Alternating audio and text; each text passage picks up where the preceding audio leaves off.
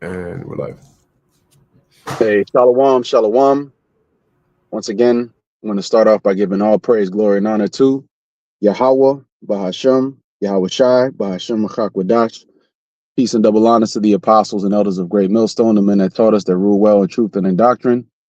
Shalom to the elect. All right, so y'all here once again. Due to inclement weather and a few other factors, brothers doing an indoor camp, but nonetheless, the word must go out. So in this lesson, we're going to be going into the rise of the beast. So if brothers have any precepts they want to bring out, we can get right to those.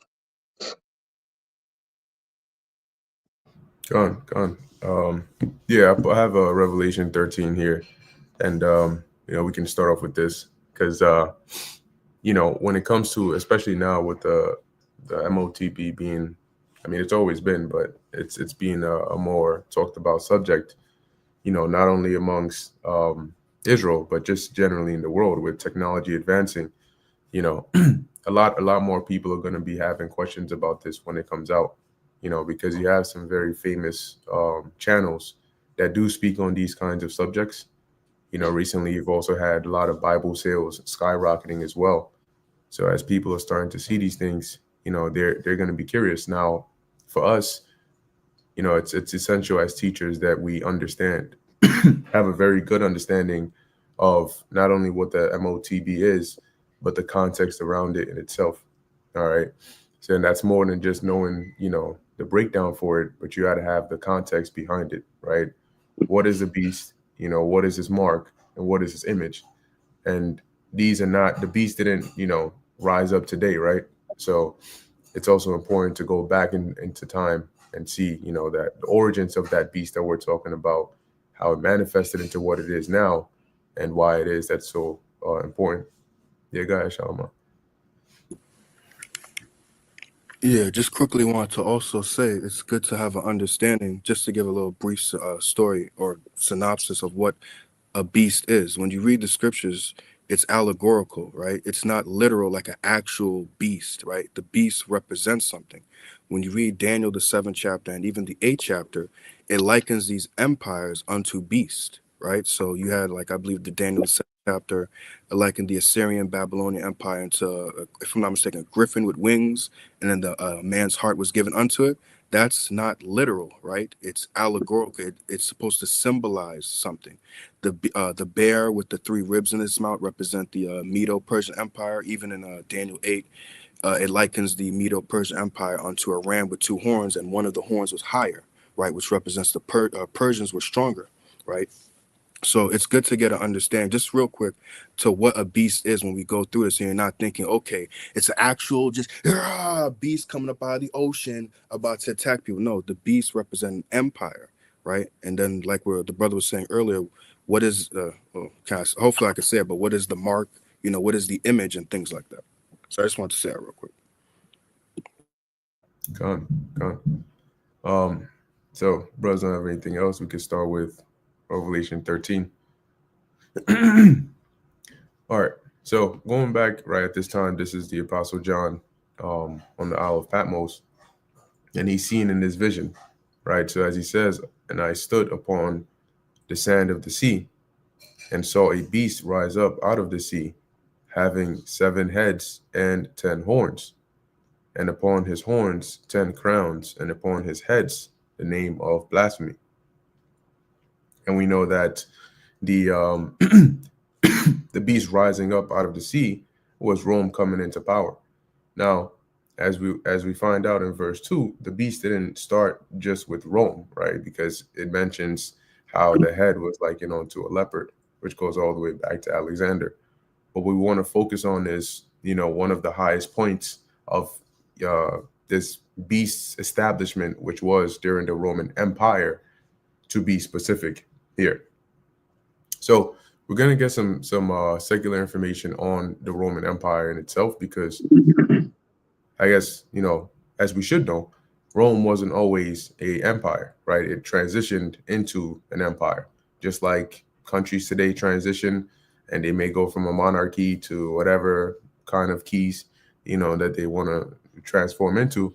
Rome at some point we know was a kingdom, and due to the abuse of power, it became a republic.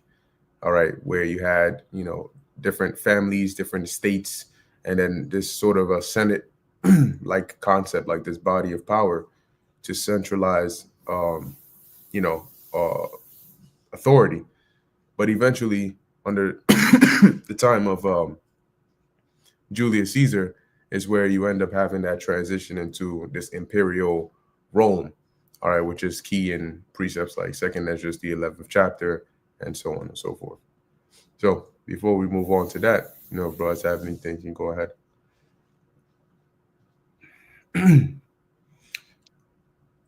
Cool.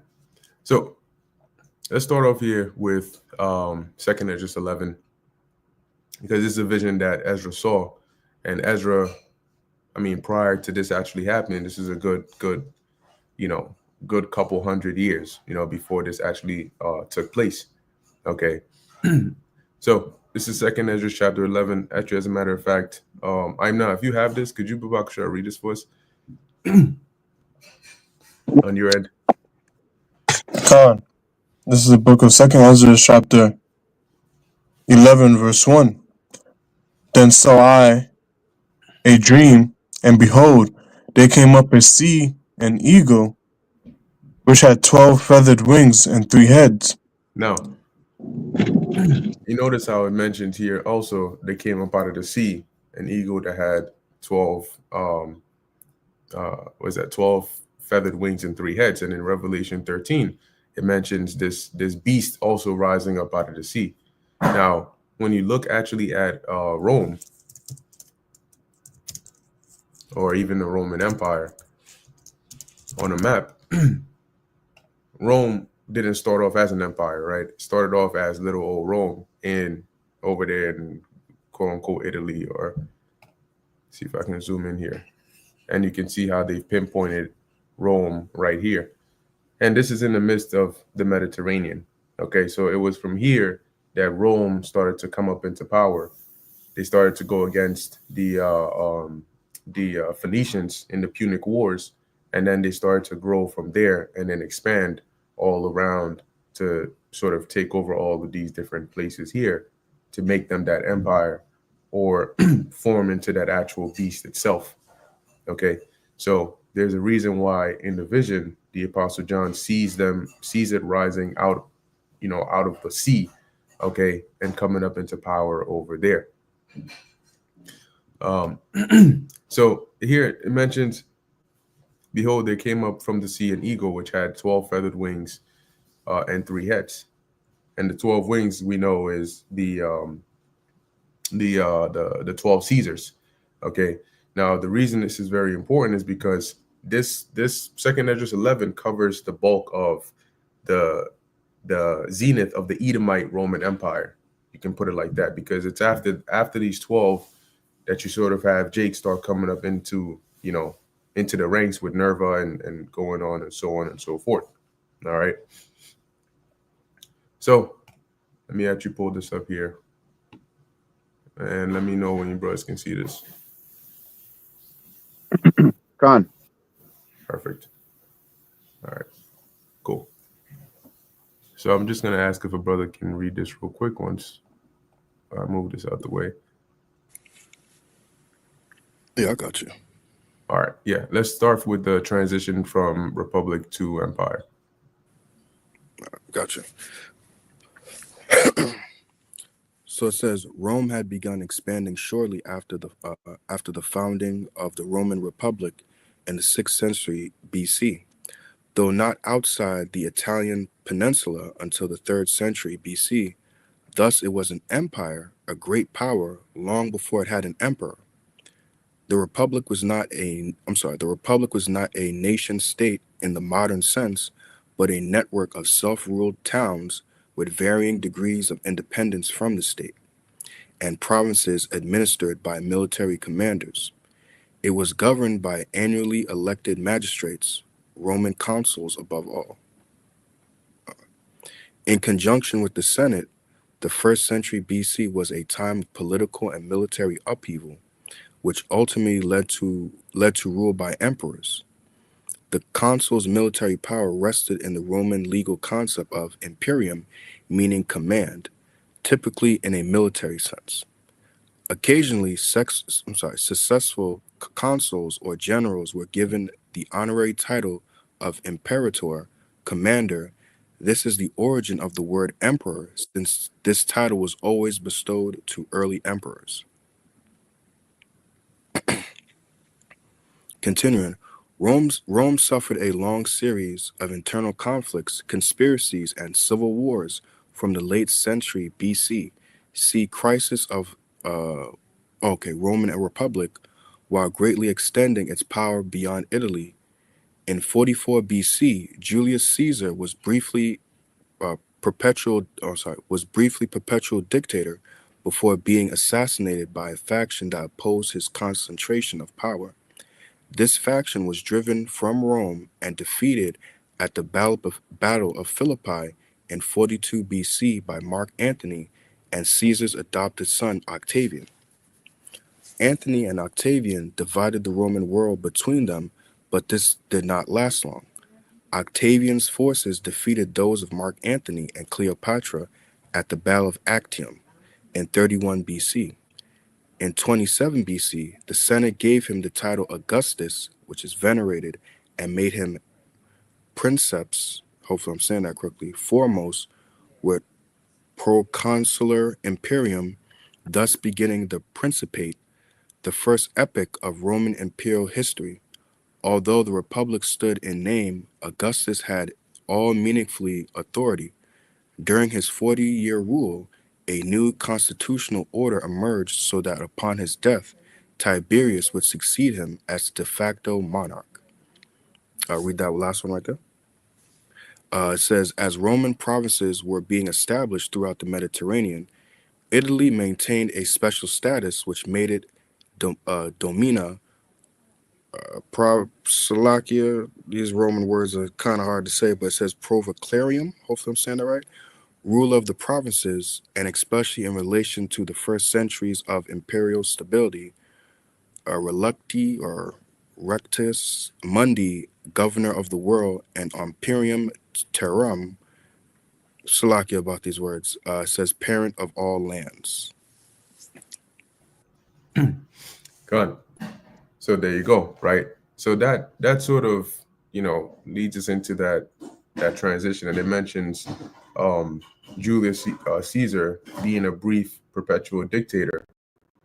Now, when we go in 2nd Esdras 11, the 11th chapter, which we know is dealing mainly with this period of these 12 Caesars here, right, from Julius up until Domitian.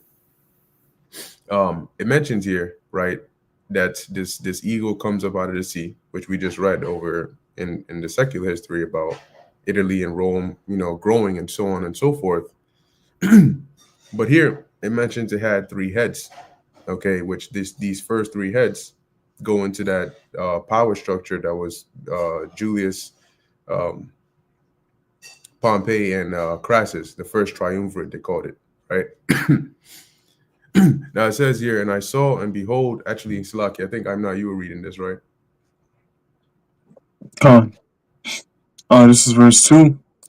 And I saw, and behold, she spread her wings over all the earth, and all the winds of the air blew on her, and were gathered together.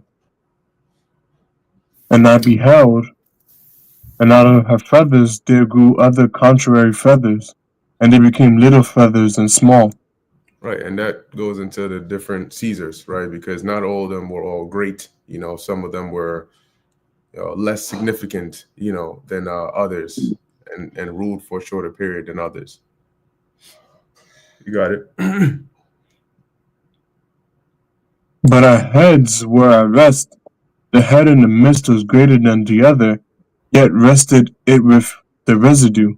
Right, so this is what we read about with one of the heads being Julius Caesar, ended up being, stabbed up. He got assassinated, right? And as it says, it was greater than the other, yet rested it with the residue, meaning that Julius Caesar ended up dying, like the rest of these, the rest of those before him anyway. And if brothers have any thoughts, any precept as well, please, go ahead and jump in. You got it, Amna. Verse 5. Moreover, I beheld, and lo, the eagle flew with her feathers, and reigned upon earth, and over them that dwelt therein. Go ahead. And I saw that all things under heaven were subject unto her, and no man spake against her, no, not one creature upon earth. Go ahead. And I beheld, and lo, the eagle rose upon her talons, and spake to her feathers, saying, Watch not all at once, sleep every one in his own place, and watch by course. And this is why you have, it wasn't like you had three Caesars ruling at the same time, right? Each of them ruled in succession of each other, and then they would appoint a successor, right? Like Julius did with his nephew Octavian, who became Augustus Caesar, and then they would they would reign one after another. Go ahead. Verse 9. But let the heads be preserved for the last. And behold, and lo, the voice went not out of her heads, but from the midst of her body. And I numbered her contrary feathers, and behold, there were 8 of them. And I looked, and behold, on the right side there arose one feather, and reigned over all the earth. Now it's starting to go into the individual Caesars here, right? So this first one that ends up reigning over all the earth is Julius Caesar, right? Which we ended up speaking about him a little bit. Go ahead. And so it was, that when it reigned, the end of it came, and the place thereof appeared no more.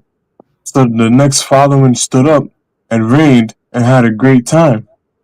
And we know this was Augustus Caesar. So here I want to pause and then actually pull up Augustus Caesar here, or Octavian. And just a little bit of information here about him. Yeah, so Shalom Baksha, if you can. Let's read the first 2 paragraphs here. And if a brother could find the precept, I think it's in the book of Luke, the first chapter. I got where it. it goes. All right, come on. Oh, it's locked. Oh, could you? Yeah, it's the water.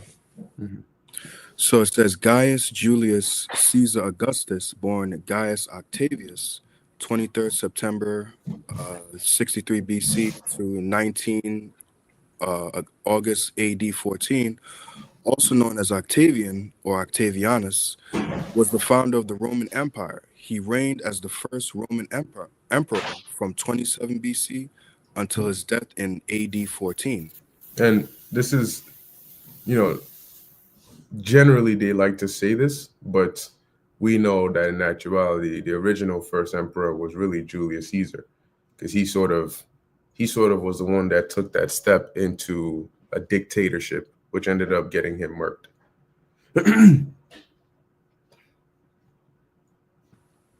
Continuing, it says the reign of Augustus initiated an imperial cult as well as an area of imperial peace, the Pax Romana or Pax Augusta, in which the Roman world was largely free of armed conflict. The Principate system of government was established during his reign and lasted until the crisis of the 3rd century. Octavian was born into an Equestrian branch of the plebeian, it kind of blurred out there, gens Octavia. His maternal great-uncle, Julius Caesar, was assassinated in 44 BC, and Octavian was named in Caesar's will as his adopted son and heir. As a result, he inherited Caesar's name, estate, and loyalty of his legions.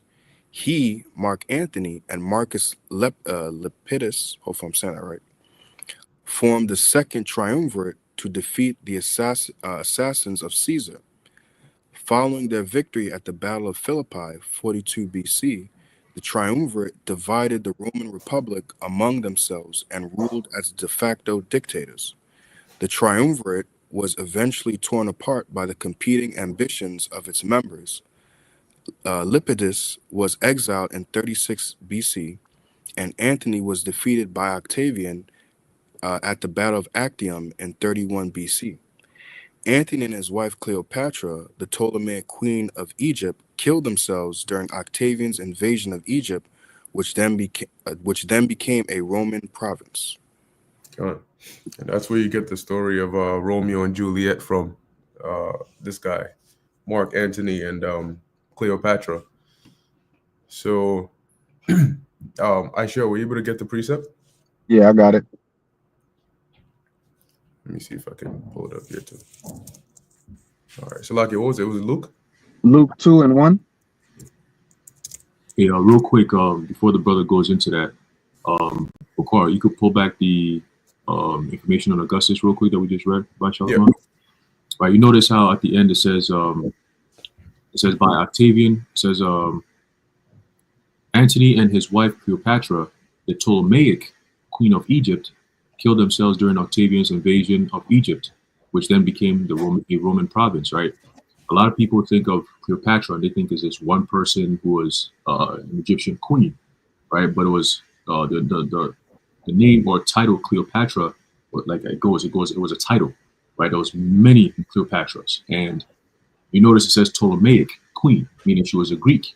Okay, she was from the line of Ptolemy, and then she came and, of course, took the land, ruled over in Egypt for a while, which was all part of the corruption that led to the downfall of Egypt, right? So most people just information, a little bit of information on the importance of knowing that she was not an Egyptian, right? When you think of Cleopatra, she was actually a Greek from the line of Ptolemy. All right, I just want to point that out. Go on. Good point.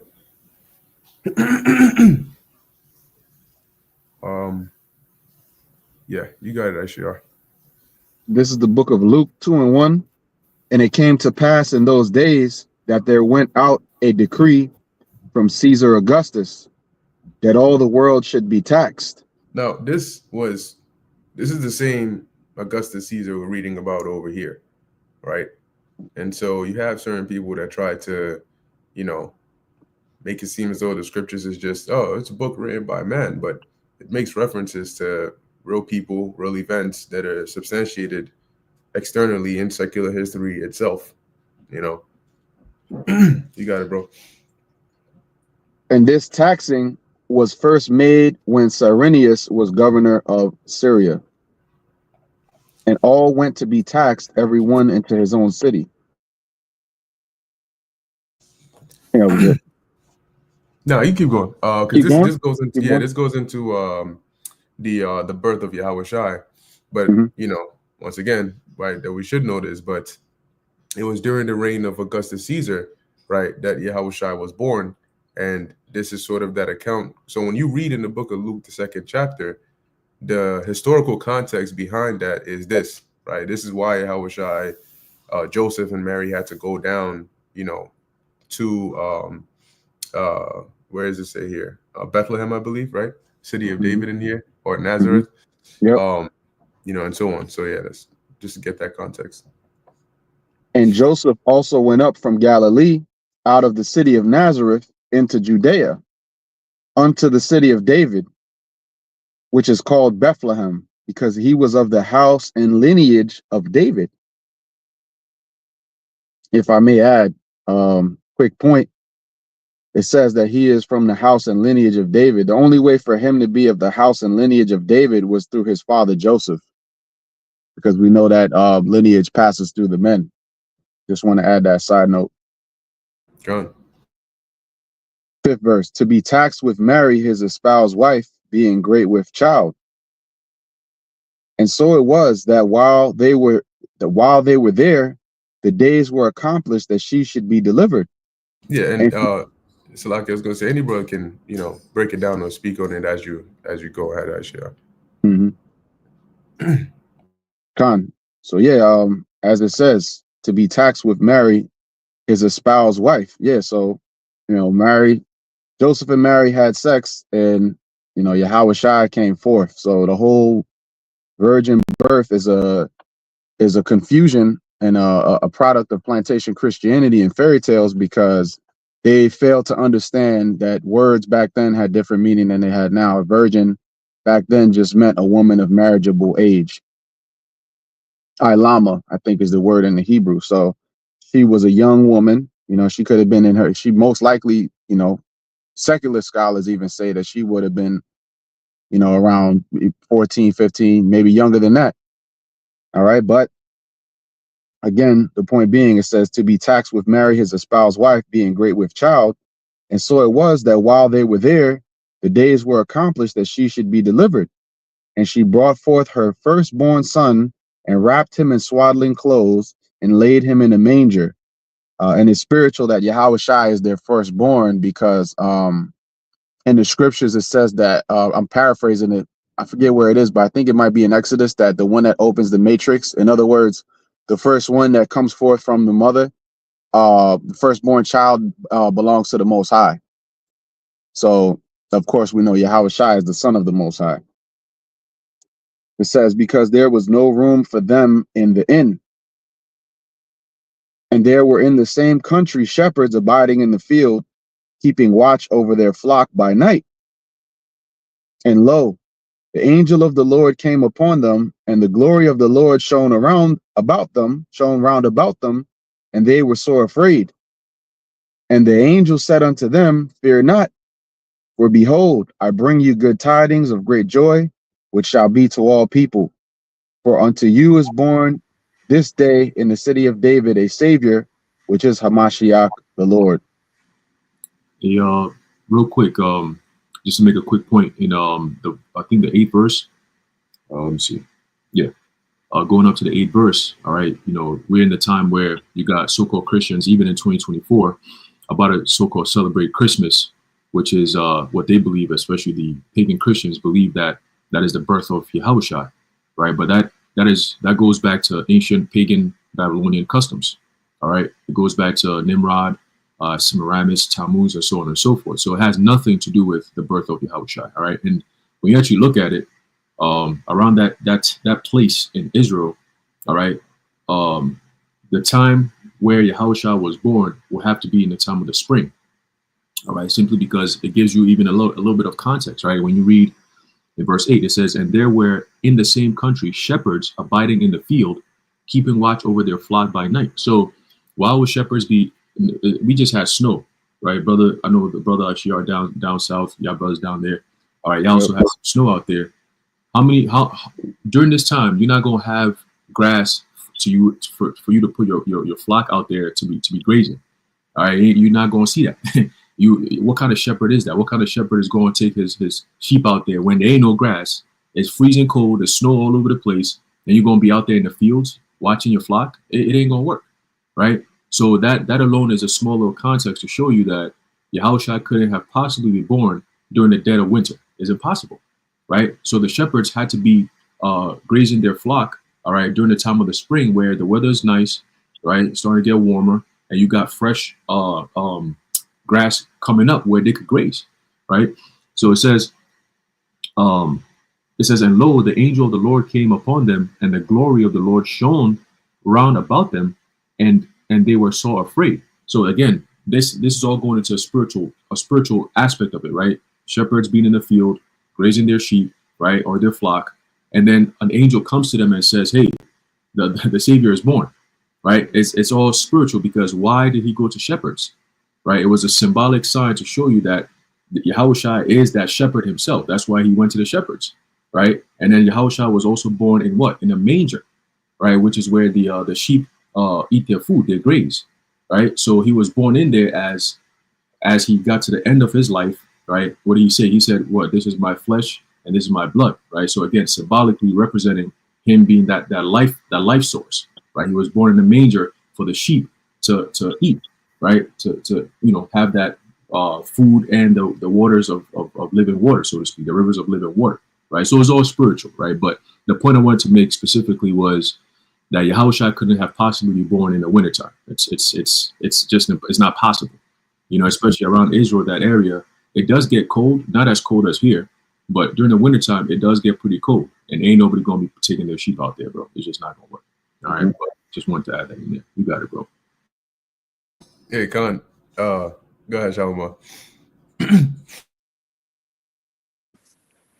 Yeah, I just also wanted to make a quick point about Yahushua. When you go back to, like, I think it was like the 4th verse, was it? When it mentioned like yeah, he was because he was of the house and lineage of David, and it even says in the 5th verse to be taxed with Mary, his espoused wife. When you go into that word espouse, it pretty much means marriage. Now, when you go back to have a biblical understanding what marriage was back in the day, not today, right? How ancient times work, sex was marriage. So the minute Joseph popped Mary, that was his wife. There was no put the ring on it, and if you like it, put a ring on, all that. Nah. He popped her. He went up in there. As it says, he went in unto her, like the scriptures say, and that was his wife. That's what it means, espoused, right? That's why he was the firstborn.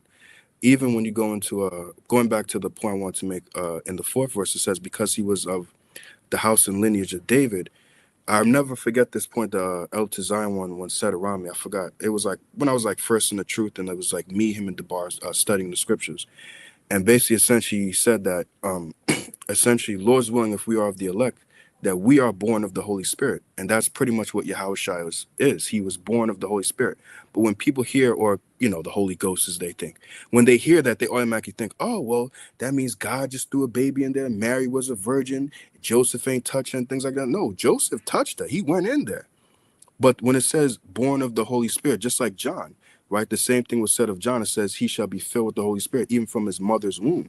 What does that mean? When you go into Jeremiah 1:5, it says, before you were formed in the belly, I knew thee, and I ordained thee and sanctified thee and made thee a prophet.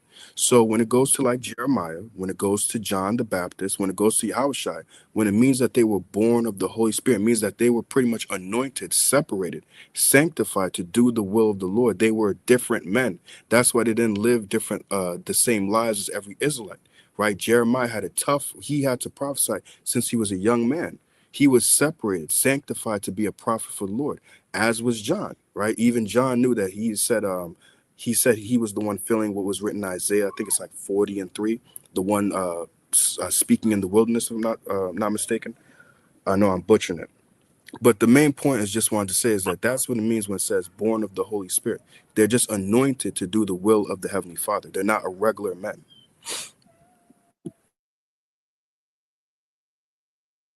If I may add something real quick, just a quick note. 1 Samuel 16:4 mentions, it says, and Samuel did that which the Lord spake, and came to Bethlehem. And the elders of the town trembled at his coming and said, comest thou peaceably? Because that's where David was from. So that is why when you read in Luke, the 2nd chapter, the 4th verse, it mentions the city of David, which is called Bethlehem, which means Bayath Lacham, which is house of bread. And it mentions that because that is where David was actually from. So a lot of these towns have a heavy, like Bethlehem, certain places, Jerusalem, Bethlehem, these places have a heavy spiritual significance. Also in the book of Micah, all right, it mentions a prophecy, because when you read a lot of the secular scholars, they try to cast doubt on the validity of the scriptures by taking away from prophecies. So Micah came well before the time of Yahushua. Okay, so he was there hundreds of years before Yahushua was even born. But yet in Micah 5:2, it says, but thou Bethlehem Ephratah, though thou be little among the thousands of Judah, yet out of thee shall he come forth unto me, that is to be ruler in Israel, whose goings forth have been from of old, from everlasting. Right, because Yahushua is the first spirit that the Heavenly Father created. Yahushua is the first spirit, and Yahushua was there before the earth was even formed. Yahushua is the spirit the Heavenly Father used to create the earth, along with the rest of the 144,000. But the first spirit created is Yahushua, so that's why it says he's from everlasting, and also just proves the validity. And that's how they knew. That was a key hint and sign that Yahushua was the Messiah, because they said, well, in the scripture, it says that the one that will come, he has to be from Bethlehem. Was he from Bethlehem? So there was a bit of a confusion, because he was born in Bethlehem, but they end up in Nazareth later on. So they will say, well, wait a minute, he wasn't from Bethlehem. So it was a bit of a question about that. But, you know, according to the scripture here, which we have, yes, he was born in Bethlehem, and he fulfilled the prophecy of that governor, that ruler, you know, that King of Kings, Lord of Lords, being born in Bethlehem, which is Yahweh Shai. All right. Gone. Beautiful point. So yeah, wanted to since I think Haran, you mentioned this earlier, right? But yeah, I know you could bring this out. Let's get Jeremiah chapter 10. Dealing with this, because you mentioned this, Haran, about the concept of Christmas really going into the you know, the pagan worship and not really the birth of the Lord.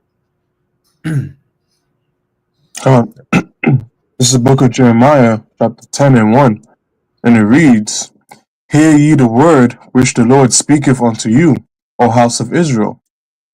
Thus saith the Lord, Learn not the way of the heathen, and be not dismayed at the signs of heaven, for the heathen are dismayed at them. John, you got it. Yeah, you can just explain it high level, going to Jeremiah 2. Because, you know, this is really going into that Christmas spirit, you know, that these people get into, right? And so that's why, as it's telling us in Jeremiah 2, you know, don't be messed up, right, at the signs in heaven that the heathen are. Then it goes on to describe the actual custom of Christmas, right? You got it? Go ahead. Verse 3, For the customs of the people are vain, for one cutteth a tree out of the forest, the work of the hands of the workman with the axe. They deck it with silver and with gold, they fasten it with nails and with hammers that move it not. Right, so this is talking about exactly like a Christmas tree. What do? They cut the tree out of the woods, and then they bring it to the houses and they deck it with silver and gold, you know, with the ornaments, with different type of stuff to make it look all fancy. And then they put you know, they put presents under it. But the Lord is telling us that we shouldn't learn the way of the heathen, because this is what heathen does. So we shouldn't be doing this. Go Go ahead.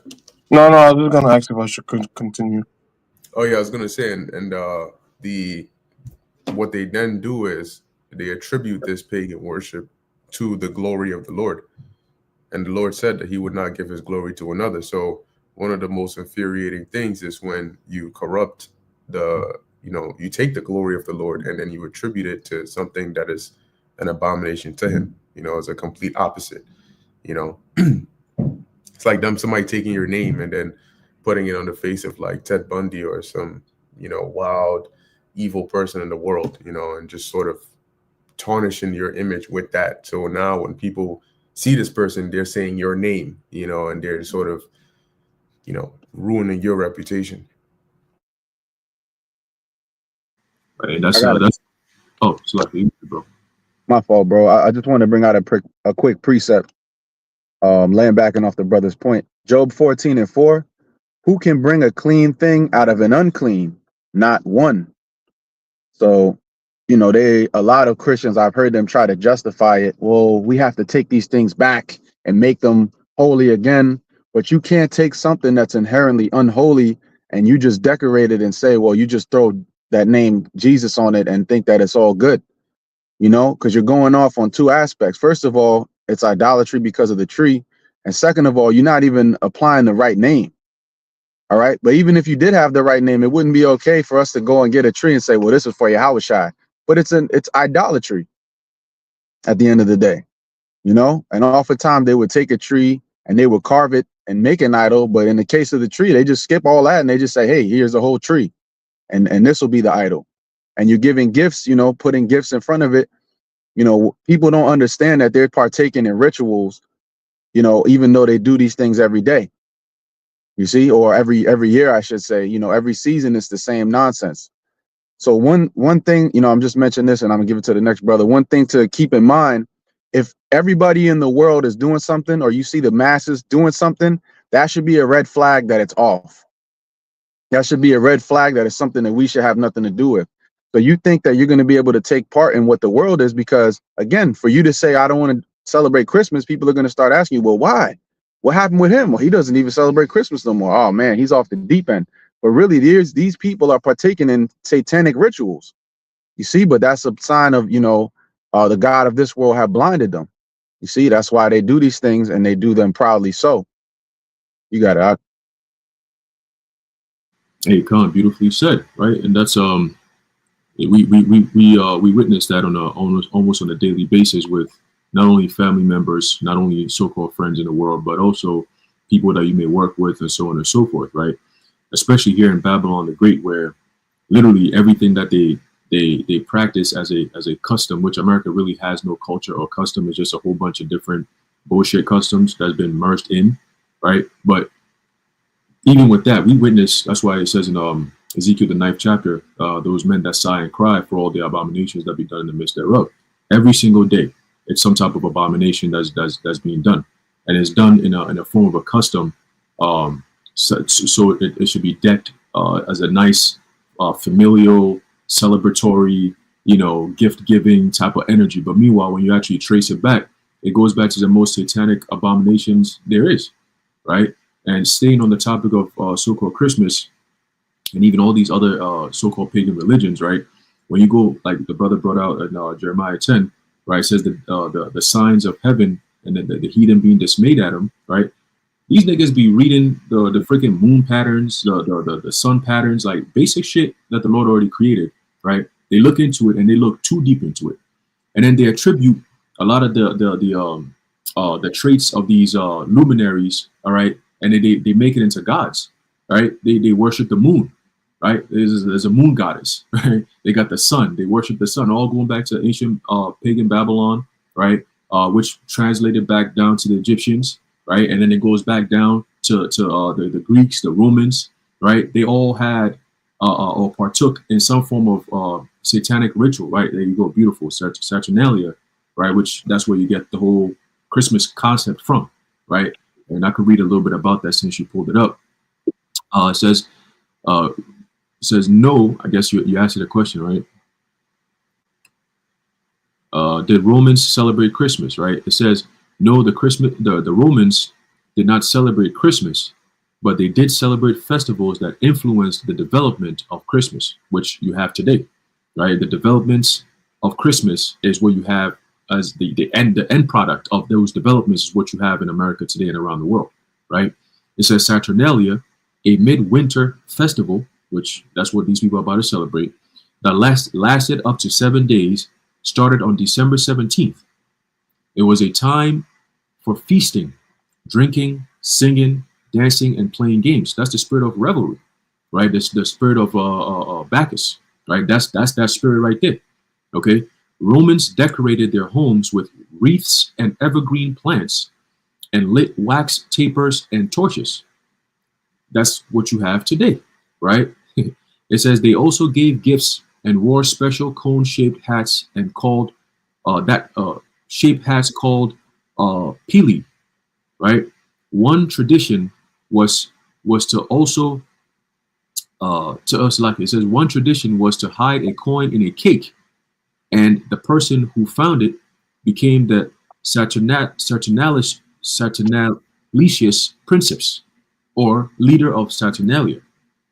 This figure was responsible for causing mischief during the celebrations. Wicked as hell, right? And ultimately, during the time of the followers of Yahushua, right, there was an order, right, a spiritually order that we were supposed to be separate from all these people and these customs, these vain ass customs, right? But later on, during the time of I believe it was Constantine, right, they start to see that in order to keep the influence going, why don't we just merge all these things, right? We want to keep Christianity going, and then you got all these pagans doing this shit. Why don't we just merge it all together, right? So that way we could have some form of universal celebration, if you will, instead of having all these divisions, right?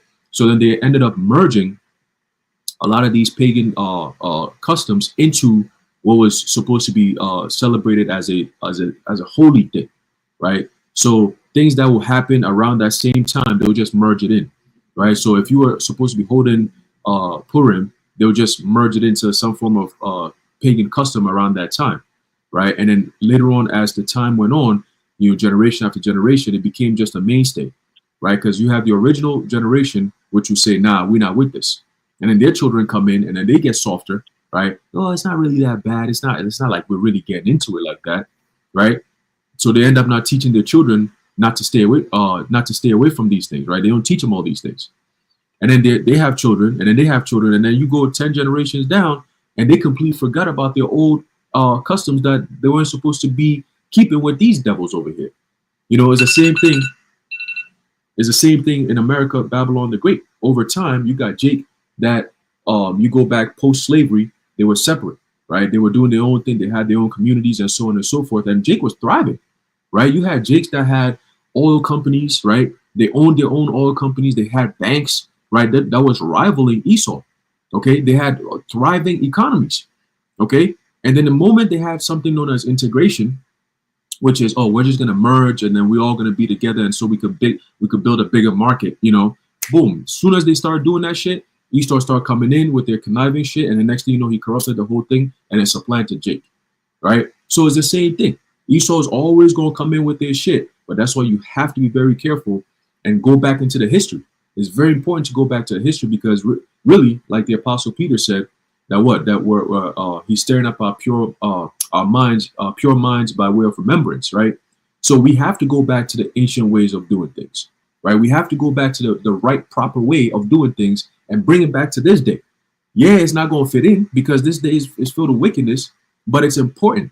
And that's why it's not for the whole world. It's only for the elect. Only the elect are going to understand that concept. That yes, you are in this world, but not of this world.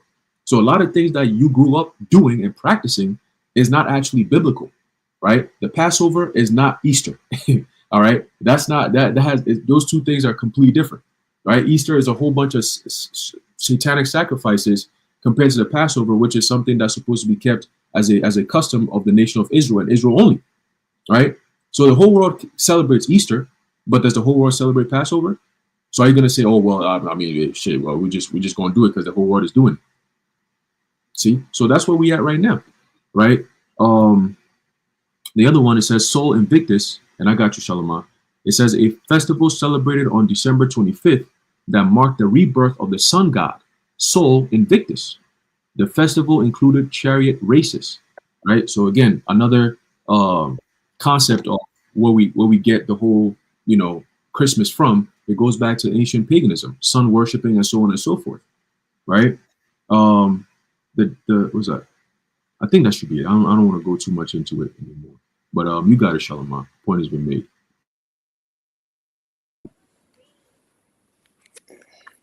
No, I just wanted to also show, like it says right there, because sometimes people like to act stupid, but as you can see, the Santa hat, the cone-shaped hat, just like you said right there, also gave gifts, right, and wore a special cone-shaped hat called the Pele, right? So there it is right there. You can see it right there, right? The cone-shaped hat.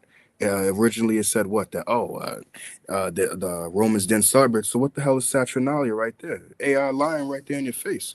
But I just also want to say, although it seems like we're deterring from the main point that we want to go into, it's good that we're going into all this as well, because you're seeing, like me and the brother Ashiar and I believe it was Shamya that was there as well, and Elder Tazan, when we did a lesson going into the comparisons between America and Rome. And going into this stuff, you're seeing the comparisons between America and Rome. That's pretty much, America is just a modernized Rome, right? Like it says in Ecclesiastes 1:9, there is nothing new under the sun. So everything that we are celebrating today goes back to the Roman Empire, and none of it, like the brother was going into, it was just an amalgamation of a bunch of pagans worship bullshit that you were worshiping a different another deity, right? Even when you go into, I believe it's like later in the book of Acts, you had they were worshiping Diana. Great is Diana, the goddess of the Ephesians, and all this type of stuff. Woman worship, idols, and things like that. Why you think the scripture says Ephraim is given unto idols, leave him alone? Because it's just the same thing going on again.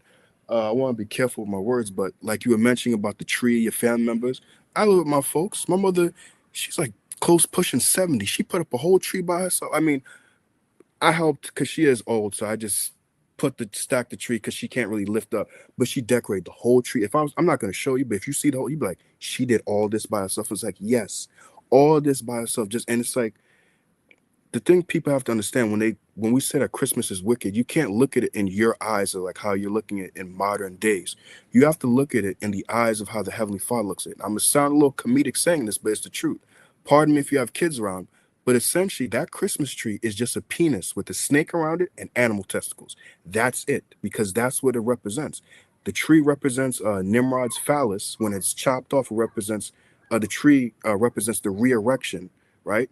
So think about this. You're saying, thank you, God, for this great Christmas. Thank you, Jesus, for this great Christmas. But they're seeing pretty much a penis with a snake and animal testicles. Now, yeah, in your eyes, what we see today, that's not it. But that's what it represents. And you're attributing and saying, thank you, God, for this. And it's like, this has nothing to do with anything that I've given you. How is this holy? How is this sanctified or anything like that? This has nothing to do with the Heavenly Father. And you'll tell people that, and they'll fight you. So, like it says, he that is filthy, let him be filthy still. That's it. Go on. And since you mentioned that, actually, when you read this part, and good point, right? Because it is tying in full circle, because the rise of the beast, them coming up into power, and then when you go into Revelation 20, it talks about how the Lord put them in that pit, that bound by those chains for a while, and then they came back to deceive the nations. Guess what? It's the same people back here again to continue what they started when they first rose, and now they're going to further it by trying to actually trap people, via the thing over there. But this part about the chariot racing sort of reminded me of this, right? Because it's around the same time. So if you just look up here, let me see, Santa Claus traveling through the sky, you'll notice that he uses a sled, right? Yeah, something like that, which is pulled by here you go. This is one. So let's go in here. So it's a sled that's being pulled by reindeer or whatever the case is. That's a modern, because what is a chariot race? A chariot race, you have the carriage, you have the driver, and then you have the horses that are running around on the ground. Now, it's interesting that here mentions the sun god, right? But here they show Santa doing this at night, and the backdrop usually being the moon. If you see a lot of the symbols, they usually show that a lot, something like this, where you'll see him once again. You'll have the big bright moon in the back, and then that'll be the backdrop for him and these reindeers running up through the sky. So all of these things, like Shalomar is saying, it's all symbolic. It's not by coincidence, because if you look at it's a ritual, right? And it's done the same way, Rakata, it's done the same way every year, over and over and over again. And it's not Christmas if you deviate from the ritual, right? Like somebody's going to say, hey, is it Christmas if you don't have a Christmas tree? Or you have a Christmas tree but no presents under it, and it's not really Christmas. So you have to do it exactly the same way over and over again. And they always say, get into the holiday spirit. Like all these things don't even dawn upon people that they're under this spell of deception here. But I think there was some more good stuff on here. So maybe we could finish this and then we go back to the scriptures. But yeah, go ahead, Shalom. Yeah, real quick, because you had that picture up. Can you look up the TV show Those About to Die? Because in the show, it's about if you could open up another tab just to go back and forth to see it. Because the TV show, and in it they have during the time of what's his name, Vespasian. It takes place during his time. Apologies, a little spoiler, but he does die kind of early. I think like the second episode. But then after him takes over Titus. It's a good show. I would recommend watching it. But let me see if you can find like some images, because to show you what you were saying. They have like chariot. That's like the main thing in the show is having those horse races. Let me see. Yeah, there you go. So I don't know if that's some of these is good. Like maybe this one, yeah, like that one at least. Yeah. Yeah, but essentially, if you go back and look at the Santa Claus thing, it's the same thing. Oh, perfect. Yeah. So that's like the main, like the big thing in that show is like they had like the then after later on they did the amphitheater. So it follows the history. It actually does a very good job and follows closely to the history, even down to the way Vespasian died, because like when you read it, it says that he wanted to die standing up as it like to pretty much like I'm ascending to godhood, and in the show they do that as well. So they keep it, so to speak, to the script.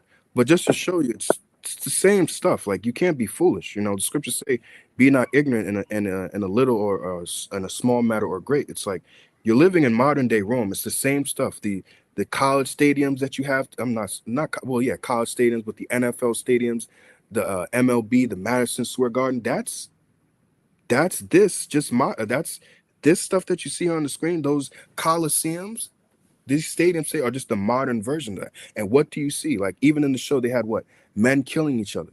Well, what do you have today in football? Men pretty much killing each other, running at each other at 100 miles per hour, giving each other pretty much brain damage and stuff like that. It's not like how the show illustrates with the blood, you stabbing somebody, but essentially it's the same violent sport. What is it? When somebody in the show chops off somebody's hand, the crowd goes, yeah, yeah, it was amazing. It's the same thing when people score. People lose their minds. It's no different. That's all.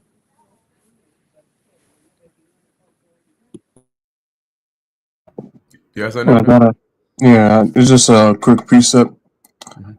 This is the book of Ecclesiastes, chapter 1 and 9, and it reads, "That thing that hath been, it is that which shall be, and that which is done is that which shall be done. And there is no new thing under the sun," right? So everything that was before our time is back here today. American being modern day Rome. Everything that was done back then is just modernized today. So there's no new thing under the sun. John. Good point. Good point. All right. Yeah, so let's get a little bit more in here too. All right. So the Dies Natalis Solis Invicti, it says a festival that celebrated the birthday of the unconquered sun. It originated in Syria and was introduced into the Roman Empire by Emperor Aurelian in AD 274. After the Roman Empire converted to Christianity, there you go, it's the key, the celebration of Christmas emerged from a combination of these festivals. Christmas Day. The first recorded Christmas Day was celebrated on January 6th in 336 AD, but was moved to December 25th around 354 to 360 AD. It says traditions. Many Christmas traditions today are similar to those of the Romans, including bringing evergreen boughs and branches indoors. You see that now. You got people putting on top of the trucks and cars, driving around the streets and shit. Hiding a coin in a cake.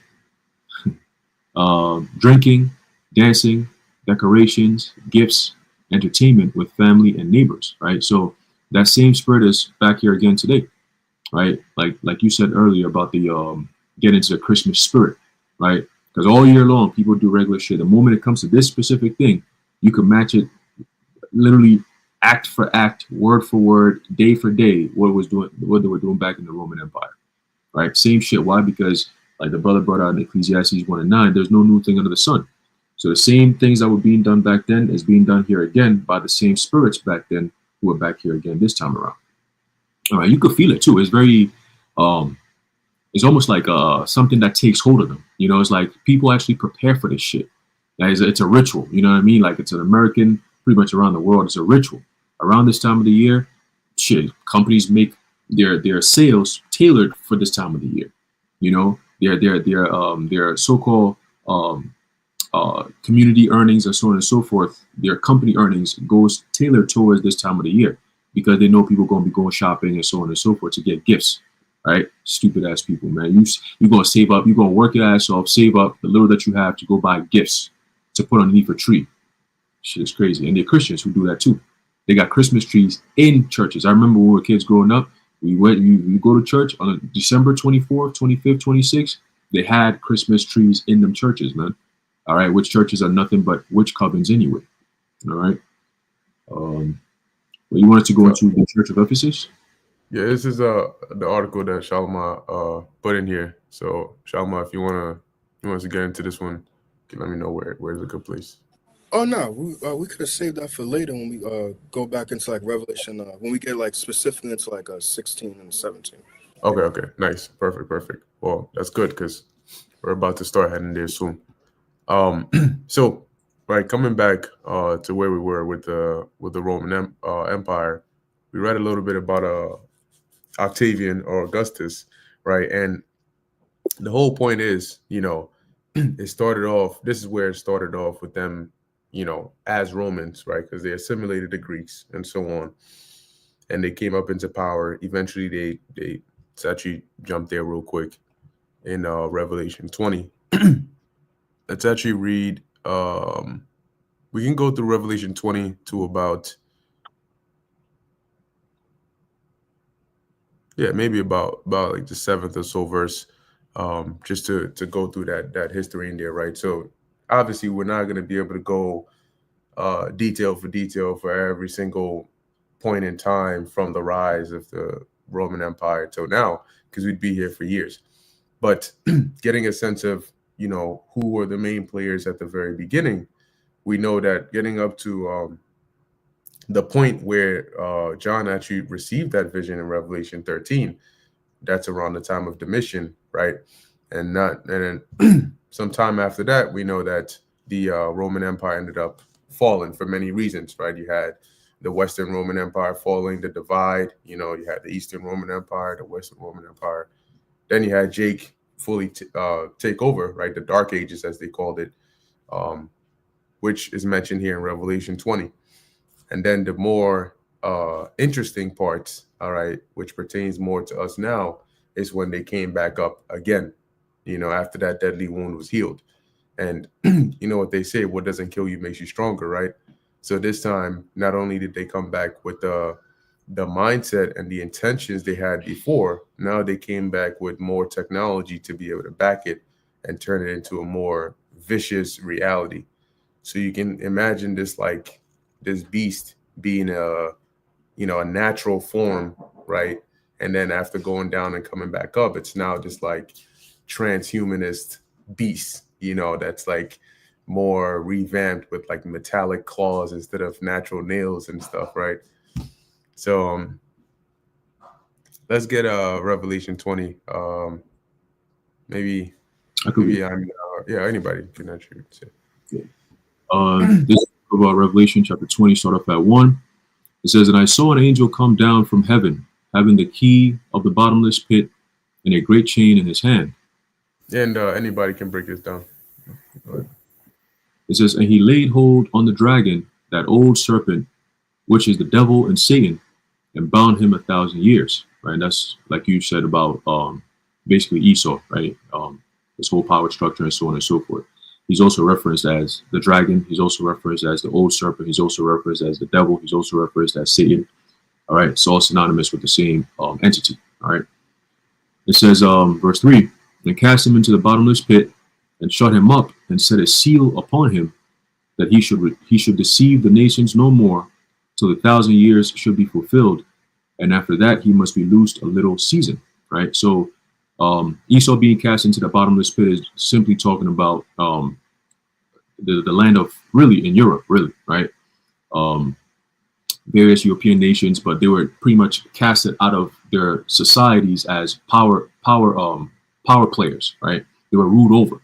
Okay, so it says, "and shut him up," right? Because they didn't have that political, financial, or military or religious influence upon the earth. Really, it was just Jake ruling around that time. Right, when you actually go prior to the time of the Renaissance, it's all a lot of Jakes that was ruling. Right, the various kings of Scotland and Germany and all these different places in Europe was ruled by Jake. Okay, and set a seal upon him that he should deceive the nations no more, right, till the 1,000 years should be fulfilled, and after that he must be loosed a little season. Right, it says, and I saw thrones, and they sat sat upon them, and judgment was given unto them. And I saw the souls of them that were beheaded for the witness of Yahushua. Right. So ultimately, that's going to be happening soon, right? You got Trump talking about when he comes into power, he's going to bring back the death penalty by guillotine, right? So we're gonna be seeing that as well, right?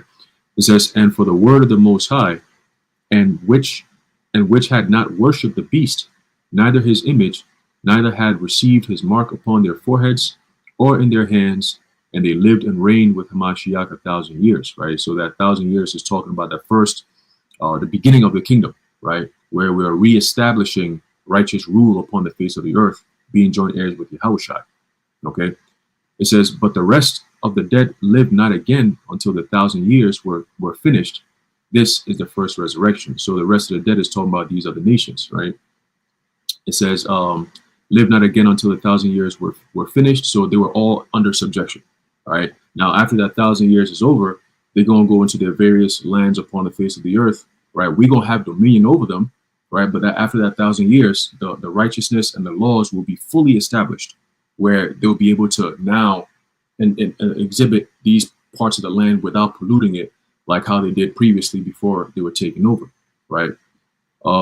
It says, verse 6, blessed and holy is he that hath part in the first resurrection, right, going into the elect. On such the second death hath no power, going into the destruction, but they shall be priests of the Most High and of Hamashiach, and shall reign with him 1,000 years, right? So we just broke that down. All right, going into the elect now, we go into Revelation, the 7th chapter. It goes into the 12,000 out of the 12 tribes of Israel. So those are the ones, of course, with the when you go down to verse 9, it talks about the innumerable multitude, right, of different nations, tongues, and so on and so forth. That's the part of the elect that's going to be delivered, right? So starting from the 144,000, and then the rest of the elect, right? We're gonna be the ones to rule with Hamashiach for that first 1,000 years, and then after that, pretty much you have the establishment, you have the laws, you have how to conduct yourself. Everyone go out there and do what needs to be done to please the Heavenly Father. And then you want to keep going down? Yeah, let's get verse 7 here. Yep. This will transition us into that revived beast. Yep. So Revelation 20:7, it says, and when the 1,000 years are expired, Satan shall be loosed out of his prison, right? So that starts from the time of the Renaissance period all the way till now, all right? Pretty much all the way till the end of Esau's kingdom when Yahushua comes back, right? Because this time is all part of what was started or established during the time of the Renaissance, from all that time till now, okay? Mm-hmm. So them being loosed out of that prison is talking about them being put back into power, right? From being downtrodden, all right, to now having that influence over the earth, both political, not just political, but also religiously and financially, right? Also militarily as well, right? You want to go down a little bit more? No, we're good on here. I think I sure had a point. Yeah, just one thing I wanted to add, because a lot of times people get confused in Revelation 20 because it mentions 2,000-year periods. So the 1,000-year period mentioned, as the brother mentioned, that's the kingdom, and the 6th verse is the kingdom. So the 1,000 years, it's not just 1,000 years, it's eternity. But when you mention the 7th verse, it says when the 1,000 years are expired, you could basically continue that off from the 2nd verse, which is applying to that 1,000 years. But since the 7th verse follows the 6th verse, people often think that, oh, well, in the kingdom after 1,000 years, Satan is going to rise up. But that doesn't make sense. You have to try to be logical about the scriptures. If we're going to be immortal, if we're going to be in a godly estate, how would they ever be able to come and stop that? There's nothing. That's an unstoppable force of righteousness. So they're never going to be able to, Satan is not going to rise up once again. It's applying to the second, and you have to know when the scriptures are jumping around. It's applying to that 2nd verse of Satan when it says that old serpent being bound for 1,000 years, which again is talking about the dark ages where Israelites ruled Europe. So he rose out of the bottomless pit. Again, the Renaissance age, they came back into power. They began covering up the images of Israelites of dark, skin jakes that was throughout Europe, which even in Russia they still have a lot of that. But when you go to that 7th verse, that 1,000 years, you can continue it off from the 2nd verse, just to provide a little bit more clarity on that. Go on. Yeah, I got a quick precept here to back up that point, that during the time of at least the first 1,000 years of Yahushua's rule, remember, you can't neglect the fact that Yahushua himself, the King of Kings, is going to be sitting on the throne. Ain't no one on this earth, no entity, no power, nothing is going to be able to usurp that authority. It's impossible, all right, because it's set in stone that way.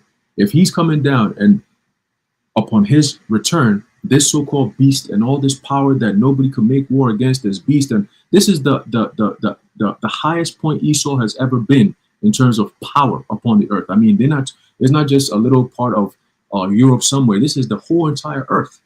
They have a gridlock on the whole entire earth, and soon people are going to find out. And yet Yahushua comes back, and within 1 hour, this whole place is taken out. Who the hell in their right mind is going to come up against that, right? So let's not forget about that. And then, not to mention, he has 144,000 other men who are with him on the same type of time, right? So like I always say, typically in kingdoms, right, you might have a kingdom that's very powerful, but it might have only one king at a time. But imagine 144,000 kings all at once. Where's the weakness that you're going to be able to breach right through, right? Amos 9 tells you that. The breaches thereof are closed. There ain't no space to come in and take us down, right? Daniel, the 7th chapter says what? That the saints of the Most High shall take the kingdom and shall possess it even forever and ever. When you possess it, that means it's in your control, your power, forever and ever. Okay, now let's get a quick precept here. This is a book of 1 Corinthians chapter 15 and verse 28. It says, and when all things shall be subdued unto him, then shall the Son also himself be subject unto him that put all things under him, that the Most High may be all in all. Right, so it starts with the Heavenly Father, then Yahushua, then the rest of the 144,000.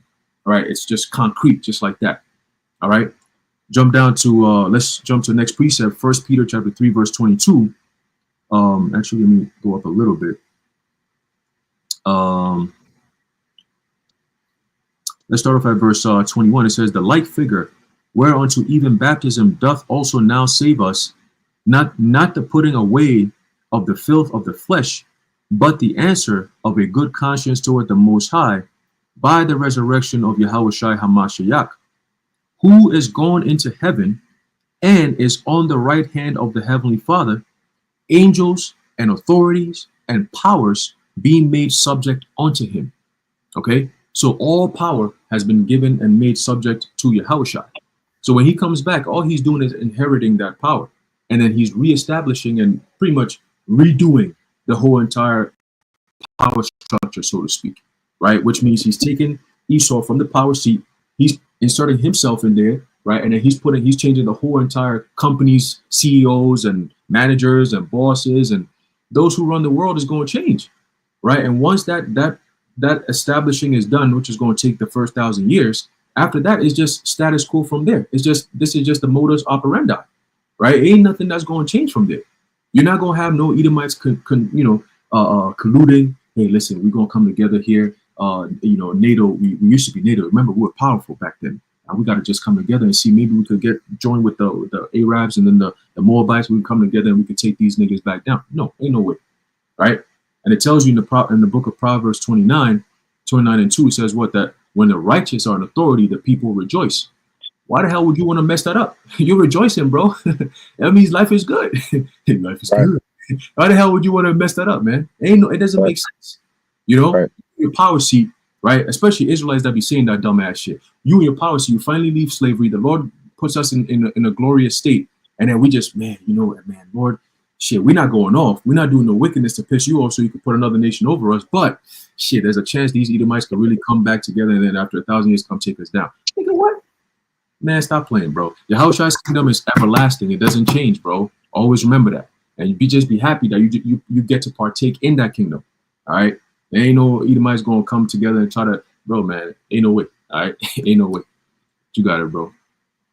Precept. Revelation 11 and 15. And the 7th angel sounded, and there were great voices in heaven saying, the kingdoms of this world are become the kingdoms of our Lord and of his Hamashiach, and he shall reign forever and ever. So my question is this: if the kingdoms of this world are going to become the kingdoms of our Lord, they're going to be under subjection. How are they going to possibly be rising up? Like when the Lord he just missed that. That was his blind spot. You know, he didn't catch that. You know, what do you think that the Lord and the elect are going to be doing for these 1,000 years? They're going to be establishing righteous order. So how could they possibly, in the midst of those 1,000 years, rise up that all weapons are going to be destroyed? According to Ezekiel, up at the 38 or 39, it mentions that all the weapons are going to be destroyed. You know, like Magneto said, what did he say? You monkeys and your guns, or whatever he said. You know, again, how the hell are they going to rise up? You see, but this goes to show you that they don't have any sense. And the scriptures are not strictly chronological. Well, just because the 7th verse came after the 6th verse, it doesn't mean that it's chronological. It's a puzzle and it's a stumbling block. And you have to have a spiritual mind to break this book down. Oh, well, the 7th verse said 1,000 years, so it has to mean that after those 1,000. No, you have to use logic. Ultimately, the spirit, but the spirit is logical too. Logic would dictate that, yes, if there's going to be an eternal kingdom, Daniel, the 7th chapter says that after that, that's the end of heathen rulership. Once that rock came and hit the bottom of the statue, that's it. No, there was one crumb left. Like, this ain't a Marvel movie, bro. After the credits, you know, there was one last speck of dust, and from that rose another kingdom. Like, stop it, bro. Just stop it. You know, but these people don't deal with logic and reasoning. And these false pastors, and the sad thing is, like Aharon mentioned, there's a lot of other Israelite camps that are teaching this madness. You would think they would know better. All right, Christians, all right, I get it. They're bugged out. But a lot of you other Israelite camps are teaching this, which you basically teaching Christian doctrine. It doesn't make sense. You know, you can't put a square peg into a circle. It just doesn't work. But that was it. Hey, you know, if you look at it today, for example, these elites, right? They've been trying to invade certain countries for years, right? And you know, they've been using countries like America and and so on to try and get up in these other countries. But even though America has superior military versus those countries, look at how strategic they have to be and how hesitant they are. Going to show you that it's not as easy to just go and say, all right, this country's doing their own thing, I'm gonna just go up in there and just start taking them over. Even Russia, for example, why have they taken so long to try and go at it with Russia? Because you don't just get up and, oh, this country, they have nuclear power and military might, but let me just jump in there and topple them anyway. That's not how it works. So if even when it comes to conventional weapons or man-made weapons, people are hesitant to try and take down one country. How much more for when the Lord sets up a whole kingdom on the whole planet Earth? Where are you going to get the manpower? Because what's 10, 15, 25 Edomites are going to band together and try to come and take down the kingdom? How is that going to work? So this practical this practical aspect is what people don't really think about. And going to your point, Asher, it's just, if you actually start to think about these things from a practical standpoint, because the scriptures are practical, you'll start to see that it doesn't make sense. Anyway, did brothers have anything? Shalom, I'm now. You guys have anything? I just wanted to add one last thing real quick. That another point that just came to mind when you mentioned that is, after the 1,000 years, according to Obadiah, Edomites are going to be done away with. So how are they going to come up again?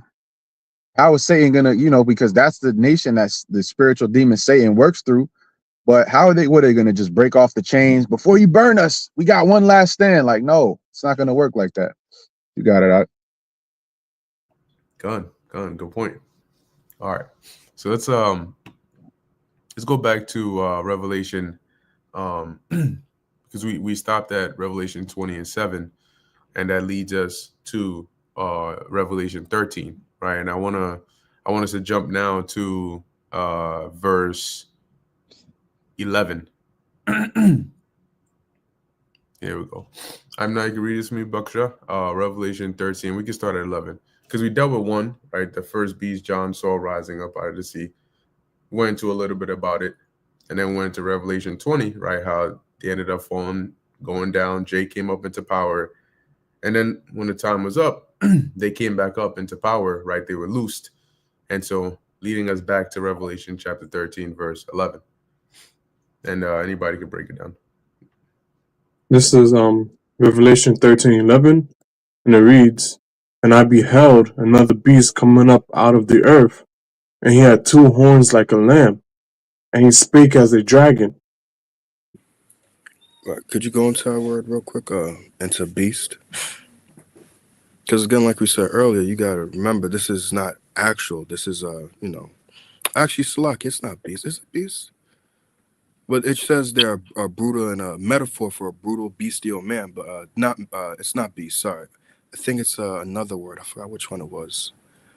I think it's horns. Yeah, keras. There it is. Horns. Yeah.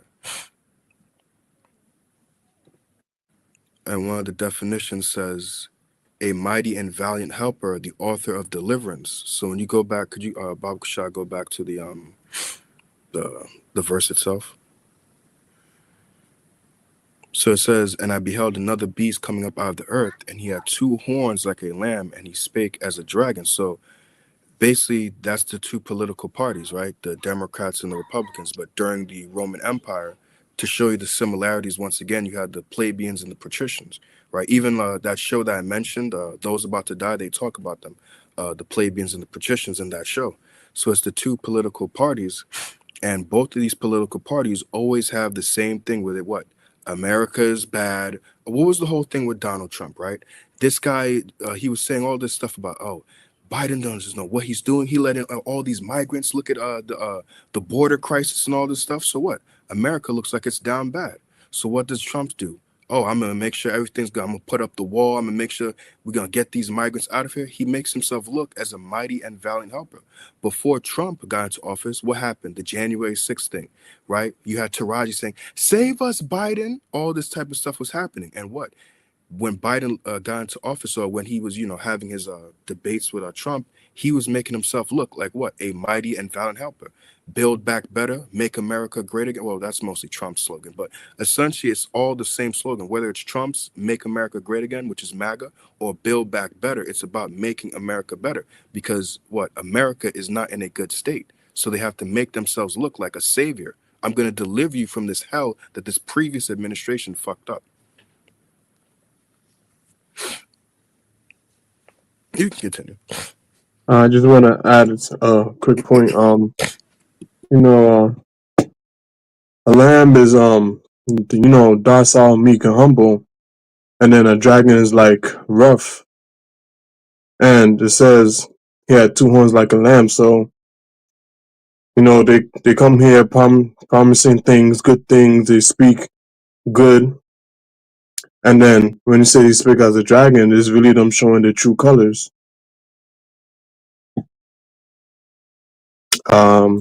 I'll continue. Verse 12. And huh? Oh, okay. And he exerciseth all the power of the first beast before him, and causeth the earth and them which dwell therein to worship the first beast, whose deadly wound was healed. Right, that first beast going into Rome, right? So it says he exercised all the power of the first beast before him, and causeth the earth and them that dwell therein to worship the first beast, right? Which is Rome, whose deadly wound was healed. I believe when you go into Revelation, it basically goes into I forgot how it's worded, but you got kind of could mess you up a little bit. It says the head that was and is not, roughly paraphrasing, basically going into could we just get it real quick? I don't want to butcher it. I know it's Revelation 17.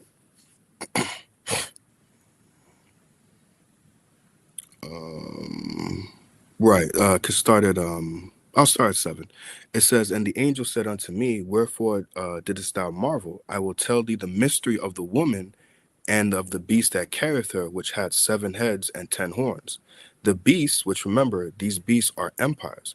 "The beast that thou sawest was and is not, right? It was raining, but it is not, because what? Like the brothers going into, you had what? The was, if I'm not mistaken, the Roman kingdom, then you had the Roman Republic, then you had the Roman Empire, and then from the Roman Empire, you had the split where you had the Western Roman Empire and the Eastern Roman Empire. And the Western Roman Empire is what fell, and then the Eastern is what continued and became the Byzantine Empire, right? So when it says the beast that saw us was and is not, really specifically, that's really going into the Western Roman Empire that fell. And it says, and shall ascend out of the bottomless pit. The bottomless pit is Europe, right? Because that's when Esau started to come back in power. And it says, and shall go into perdition, right? And they that dwell on the earth shall wonder whose names are, okay, that's pretty much the point. But just going into that point that what? The Roman Empire, or specifically the Roman Empire, fell. It came, it wasn't, and is not, but then it says, shall ascend out of the bottomless pit. That's them, like we read in Revelation 20. The beasts, they shall be loosed a little season. Coming back, Esau's going to come back into power. And like Baquar said, they're going to do the same thing, because the same spirits that did the same thing back in Rome, they're just going to bring back the same power and the same thing. So that's why it's exercising the first, the power of the first beast, because they are literally the same spirits just doing the same shit. Just like the 2/3 are just doing the same shit that they did in every fucking kingdom. We always had to deal with their bullshit. And the prophets always had to prophesy, and yo, Jake, get it right. So it's pretty much the same ongoing running theme. But we can go back to 13.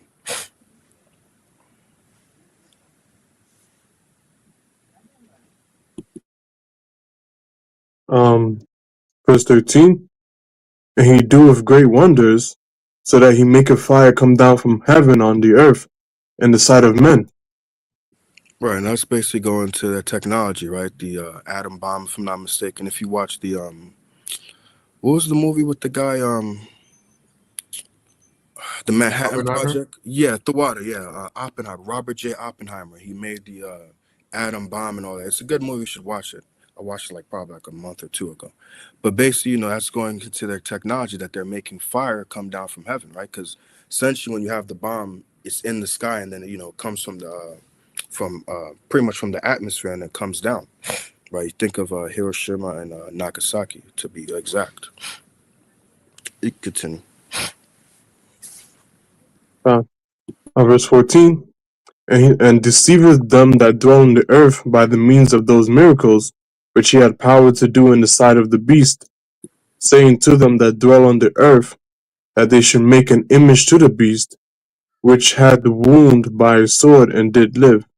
Right. So it says, deceiveth them that dwell on the earth. These are the people that are wandering after the beast, right? They're following after Esau's empire, right? They're following after his ways. I forgot if you go into one of the commentaries, but I forgot which commentary it was. It's been a while, but basically, in so many words to summarize it, it basically says that they wondered after his power and the way that his success and things like that. That's why people kind of have that cutthroat attitude as well. It's like a dog eat dog world especially when you go into like the corporate America and all that type of stuff. Right here, yeah, brother Aaron, he knows exactly what I'm talking about. So it's like that's what people when they get into that world, they do that type of stuff because they see like, oh well, I guess you gotta be cutthroat. I guess you gotta step over people to do what you gotta do. So people are following after their vibration, doing the things that they do. And we brought out earlier, going into like Christmas and things like that, people are just following the same Roman ways.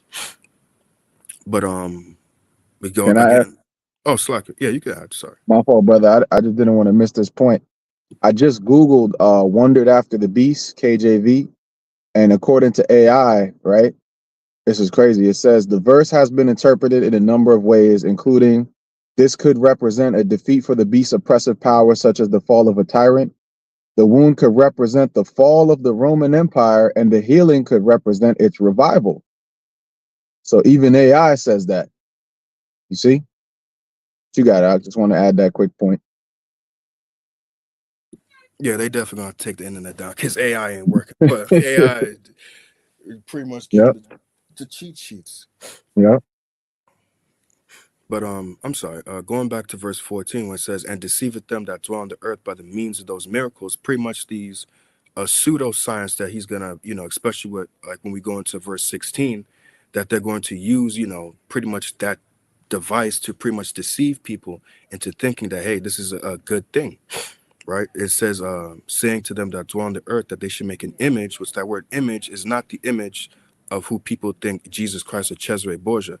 Image meaning a system, right? This place is likened after the Roman Empire. That's why we were saying earlier that America is just a modern Rome, right? Like I said earlier, me, the brother Ashiar, Shamyar, and El Tizaiwan did a lesson going into the comparisons between America and Rome. I believe there's books even on it as well. Videos is on it as well. So there's all videos, books, articles that you can go into to show you that America is nothing more than modern day Rome, right? The president today is just nothing more than what a Caesar, right? It's just a modern way of saying it. That's all. Want to add something to what you said, bro, real Yeah. quick? Because you just mentioned that you know, everything is mimicked and, you know, an image, it's the spitting image of Rome, even down to the Caesars, like Trump, a lot of brothers, and it makes sense, you know, even though I've heard Apostle Tahar say that Trump is Nero coming back, which very well looks like it's the case. And even down to the way that Nero was, you know, because Trump acts the same way that he does. So it's the same spirit. Either way you chop it, it's the same spirit, because Nero was known for his grandiose speeches and things like that. But what did he turn around and do? He burned Rome, and then he blamed it on the Jews, and he persecuted. It was these are not modern day Christians of what you're thinking of. These are actually believers of Yahushua back then in the ancient Roman Empire, who he persecuted. You see? Because the modern day Christian, these people, they're following after the way of the world. They're not, you know, they are going to be persecuted, but not as much as us. You know, they're going to be lumped in a sense, but really they're going to come after us. But the same thing that Trump is about to do, he's getting all these jakes, and a lot of the Christian jakes are following. It's the same thing is about to happen. Them Christian jakes are following Trump, but you don't realize you're about to be lumped in a category with us. Anybody that believes, has any sense of the Most High, you're going to be cut out of the AIB system. You see? And the only way you're going to be able to maintain in it, you're going to have to get that charagma. You see? You're going to have to get that thing up in you. All right. But, you know, the point being is that nothing is new under the sun. The same way that Nero was a great speaker, you know, two horns like a lamb, but spake as a dragon. He's speaking as a lamb. Everybody's following this guy. He's charismatic. He's got, you know, Satan is working with this guy, man, you know, and it's the deception. And now what's going to happen? Now you're going to see the other side of it very soon. And it very, very well may be this year, 2025, which is looking up to be a very heavy year prophetically, that this guy, all of those grand speeches and him swindling people and having some smooth words is going to flip around. And the main blame is going to be on who? On us. You see, on the Israelites, specifically the brothers that have 100% truth, which we welcome it, because we know that that's the time when the Lord is going to stand up to defend us. All right. You got it. All right. Hey, real quick, that's a very, very great point you just made there, in the sense that we could very well see Trump's true colors show very soon, because the stage is pretty much set. All right, and I'll bring brothers back to this DOD directive that was signed back in September, which pretty much gave the military a go-ahead to use deadly force against American citizens on American soil, right? And that's all going to be taking place during the time of martial law. So there's a lot of things that's taking place now behind the scenes that's leading to them basically being justified in using that kind of deadly force, right? Which is where we're going to see the fulfillment of not only Jeremiah 30:7 on its fullest scale, but also in 2nd Ezra, the 16th chapter, going into them being like madmen sparing none, right? And who's going to be at the behest of that? It's going to be Trump, all right? Nero, Trump, Caesar. Okay, so it's everything plays in a nice role if you really pay attention in the spiritual sense, right? Like Aishar brought out, right? Reincarnation and so on and so forth. A lot of times these people come back and they kind of fall into the same lot. They do and say similar things. Like this asshole turns around and says, "I'm the chosen one," like, and then it's like he's jokingly saying it, but if you have ears to hear, right, spiritual ears to hear, and you see and hear these things, you're like, yeah, you sound very much like Nero. You got that proud spirit to you, and not a short dude. He's tall. He's like 6'4" or something. That nigga tall as fuck, but you could tell the way he moves, he got that arrogant, like, ego kind of vibe to him. You know what I'm saying? Like, I'm the king type of energy, So we'll see, man. But definitely things are headed towards that time where we're going to see the Lord put the spirit on him to, bring about and trump a lot of people's so-called rights. You got it, bro. Hey, since you mentioned that, I was watching a video of I think it was a Japanese investor who said that they were going to invest 1 billion, make 1 billion investments in something U.S. manufacturers. 100 billion. 100 billion, yeah. And this guy Trump goes up on there and says, I bet he can make it 200 billion. And yeah, I'm watching the interaction, and Ammonites be short as hell. Yo, this guy Trump, he put his hand on the guy's right there, and then just pulls him in. He grabs him, pulls him in. And he slaps him around a bit and lets him go. And, this short ass Ammonite turned around like, "Hey, he's a great negotiator." I'm like, no, he's not. He just pressed you on live TV. He said, I do my best. Said, damn, bro, because no, but watching that just goes to show, like, yeah, this guy Trump is like one of those. He literally is like his little brother. He just grabbed him, shook him up a bit, boom, boom, let him know and everything. So, yeah, he stunned him.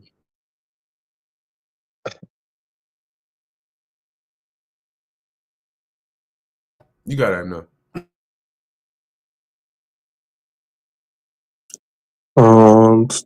Verse 15. It had power to give life unto the image of the beast, that the image of the beast should both speak and cause that as many as would not worship the image of the beast should be killed. And real quick, Slakia, something that also just came to mind is, I think Ashar, you mentioned this, or you mentioned something about AI. And I was thinking that with the way it's set up, there is no beating AI. It's either join it or destroy it, because with the way it's advancing now, plus this whole, like, I don't know if Buzz have heard, like, this whole Google quantum chip, right? They call it Willow, some new quantum computing or whatnot. And they're basically saying that some problem that would have taken, something septillion years. So we're going like million, billion, trillion, zillion, whatever, and then septillion. Like, it would have taken the world's fastest supercomputer that long to solve that problem. This chip basically solved it in like 5 minutes. And Wow. so basically it's like, I don't know, it's some crazy joint. But the point with AI is, thinking about this, them giving life onto the image of the beast, we know that the image is the system, but they're going to be running the system using a lot of artificial intelligence integrated, technology, which is going to make it impossible for you to wiggle your way around, because you're not dealing with humans. And artificial intelligence don't feel pity. They don't feel remorse. They don't feel like, let me cut you some slack.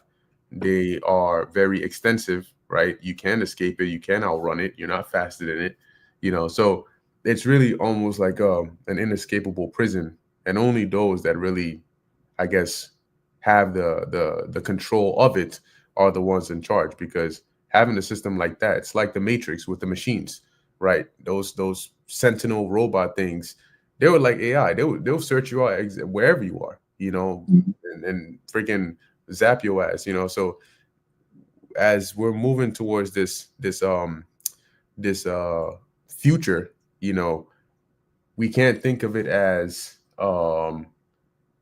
as how things used to be in the past, just with an implant inside of your body. No, it's going to be a completely new, like Trump said, warp speed. It's like stepping into freaking Star Trek, and zooming into the future, because yeah, they're doing a lot with that AI stuff too. But that's all I wanted to say. If I may, I want to add a quick thing, quick note to what you said. You mentioned the Sentinels and X-Men.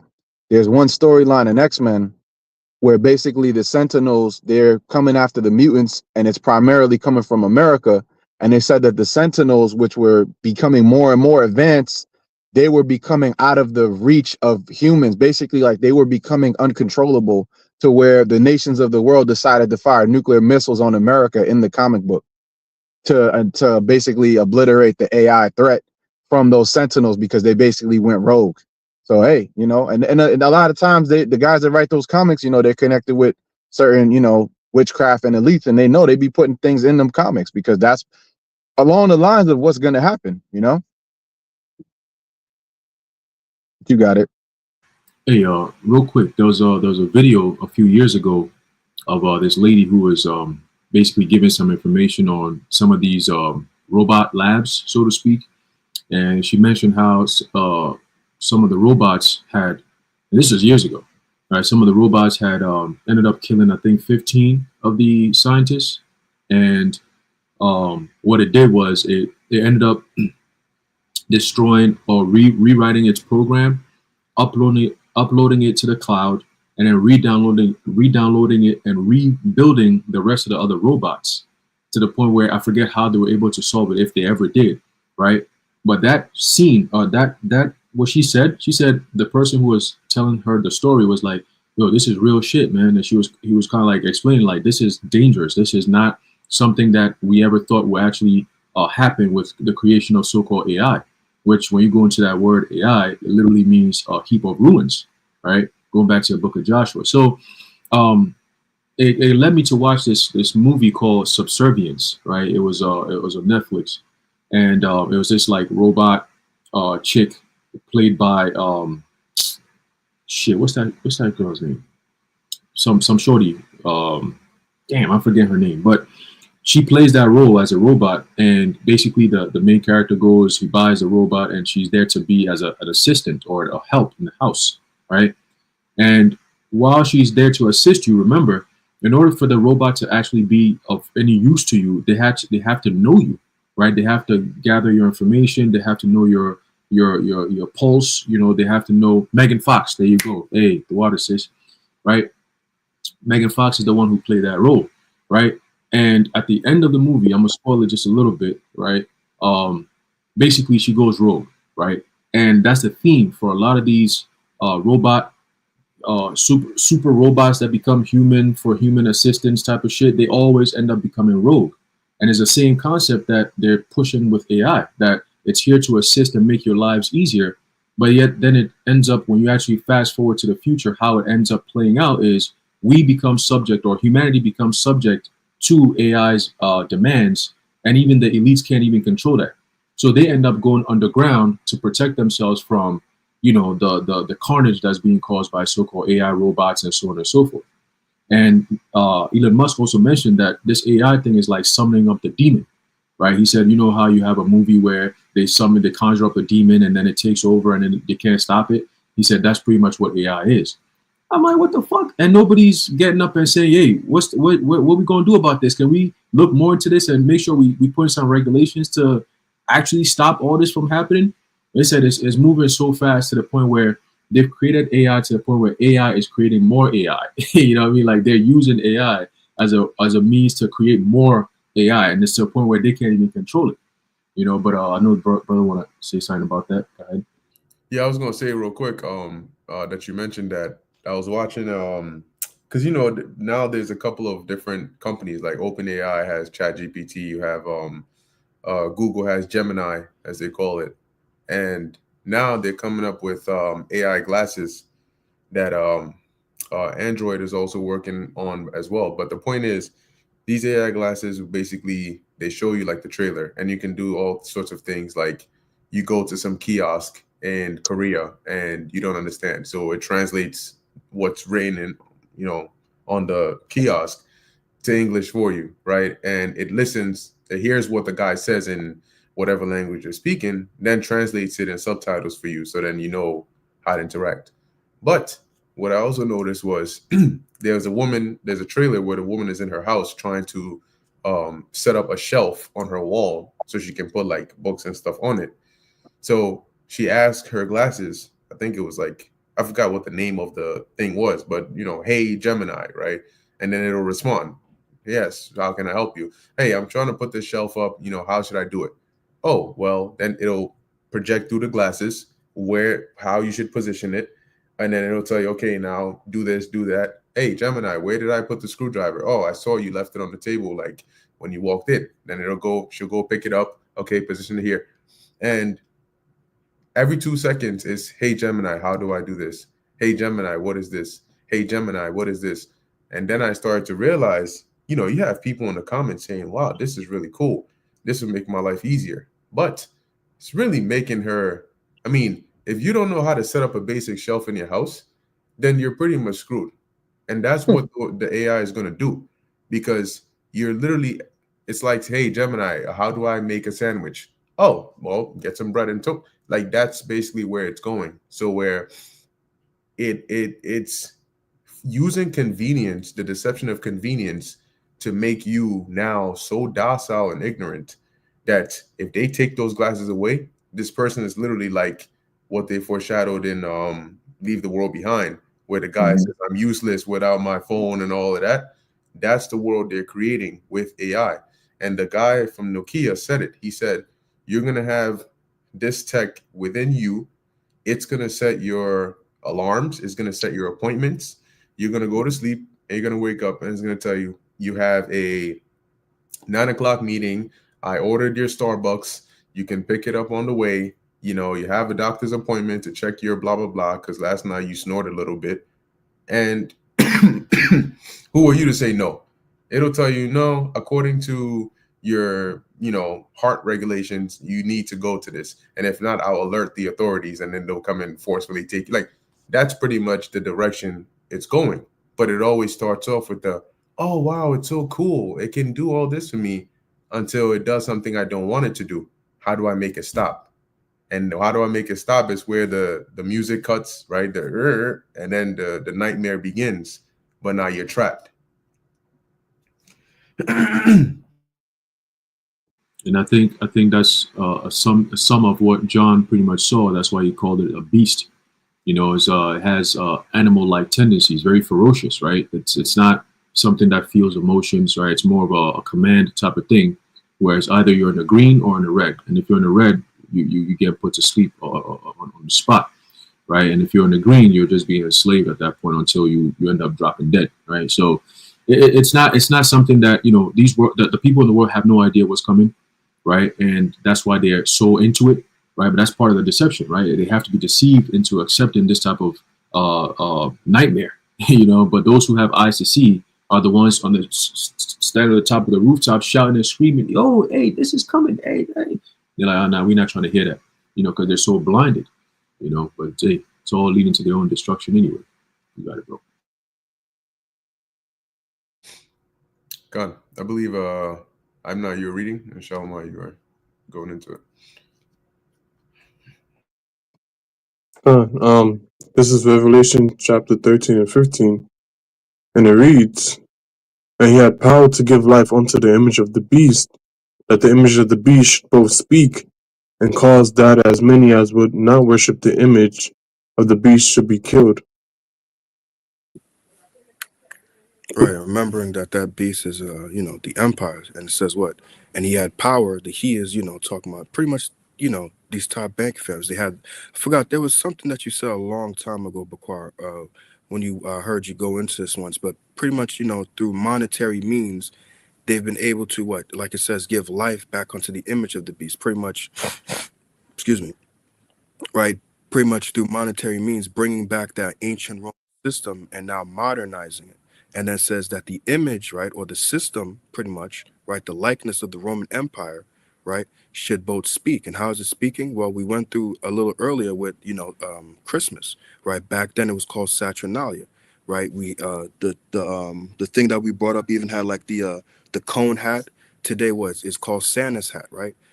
You had the Dies Natalis Invictus Solis, which is the something dealing with the conquering of the sun, which pretty much when people go to church, because I used to be one of those people to go to church and you think you're celebrating Jesus' birthday, but you're actually worshiping the sun, right? That's why they always have they call it mass on in church on December 25th. You think you're going there for Jesus, but really you're going there to celebrate the pretty much sun, worshiping the sun. So this is how the image of the beast, the Roman Empire, is speaking today, right? Everything that was happening back then is happening now. It's just in a modern sense. Just because you weren't there back then to see these things, there's history, there's articles, there's books that you can read to show you, hey, America is not so different from Rome. I'm sorry. Uh, Oh, sorry. And the latter part says, and cause that as many as would not worship the image, right, of the beast should be killed, which pretty much, when you go into that word killed, is pretty much means to literally kill someone, but also to separate you, right? And Revelation 13 and Revelation chapter 13 verses 16 and 17 is going to go into pretty much how you're going to be separated. Because if you don't have what's written of in verse 16, you're going to be separated. You're not going to be able to partake in the whole. Essentially, when you go into that word killed, it has two definitions. Before I continue, I just want to go into the word worship. Mhm. When it says, and cause that as many as would not worship the image of the beast should be killed. Right, so you have to also understand that the word worship, it basically means to like give reverence or adoration to something or someone. And even if you don't partake in the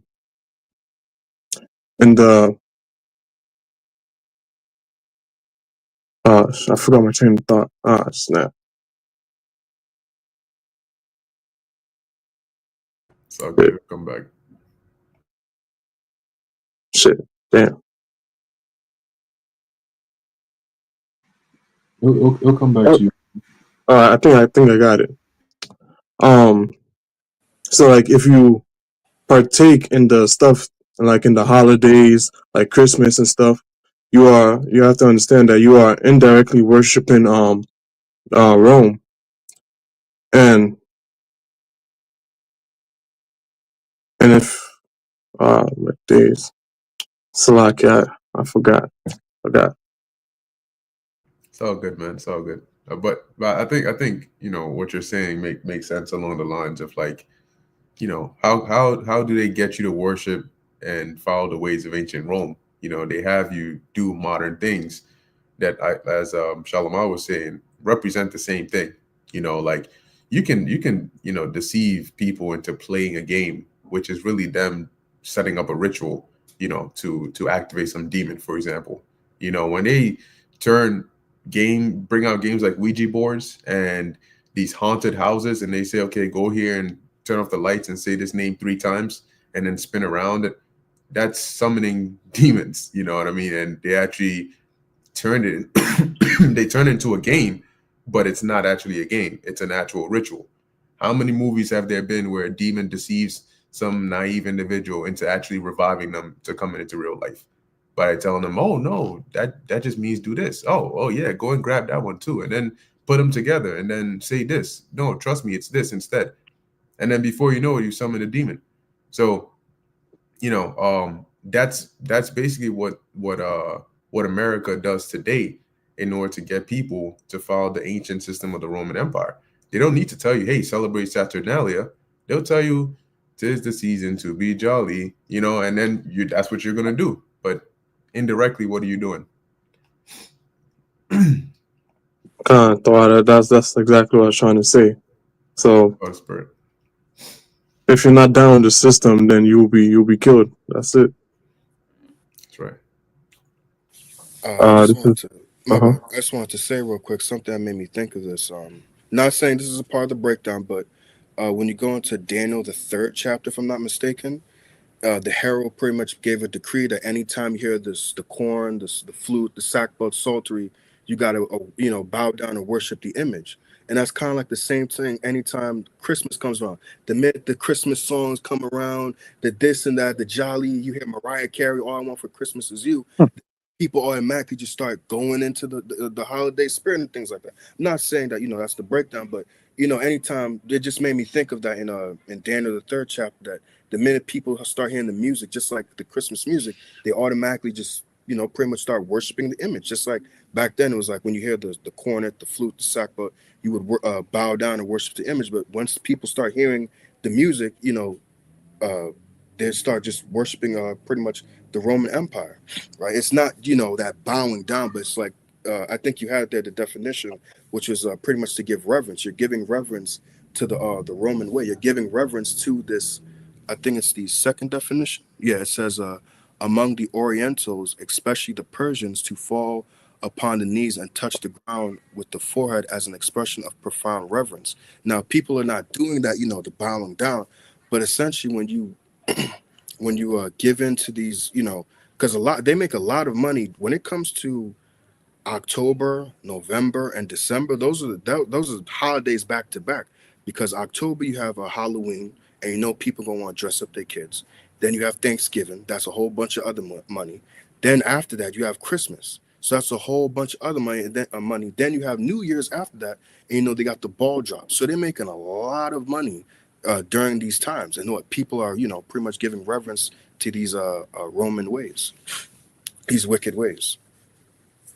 Hey, real quick too, just to take it a step further, go into the word worship. When you go down to the fourth definition, same page, it says used of homage shown to men and beings of superior rank. Right. So ultimately, when that MOTB is made mandatory upon the face of the earth, there's going to be almost like a law, right? That if you don't have it, you can't function, you can't do anything in society. As a matter of fact, you'll be ostracized. All right. That's why it says those that didn't take it should be killed, right? Meaning being X'd out of society, and ultimately those of the spiritual faith in Yahushua, or the faith in Yahushua, who are going to receive that spiritual power, right? Some of us might actually be put to death. All right. Some of us will be put to death in a sense of being martyrs. All right, for this faith. Okay. Basically, striving for this truth unto death, pretty much, right? So. In a sense, it says in the New Testament, by kneeling or prostrating or prostration, meaning begging, bowing your head and begging, to do homage, right, to one, or make obeisance, whether in order to express respect or to make supplication, right? So it's a form of access, right? I'm gonna take it, right, receive the thing, so I can have access. In other words, you're worshiping it, you're giving reverence to it as your superior. Right, when you go to that word homage, all right, or some say homage, it says ceremony or act of acknowledging one's faithfulness to a feudal lord, right? So that charagma is literally the all, right? That the owner of the plantation will put in his cattle to represent or to show which ones he owns, right? So all these major corporations gonna have their branding, right? You're gonna have branding from Elon Musk's Neuralink. You're gonna have branding from whoever is going to be, putting the MOTB, in the system as well, right? So all of them gonna have their own branding, and whoever your feudal lord is going to be, meaning your your capitalist corporation. I think that's what Klaus Schwab called it, right? Corporate capitalism, I think, is what he called it, right? Those people, or those heads, right? Alibaba and all these different corporations, they gonna be the ones to be your feudal lords, and the goyim are going to be the cattle who are going to be paying homage, meaning worshiping the thing, the system itself, right? In order for them to get benefits and so on and so forth. So just tying it all in, right, into the word image, it takes a profound meaning when you actually look at it from all aspects, right? So just want to add that in there. You got it, bro.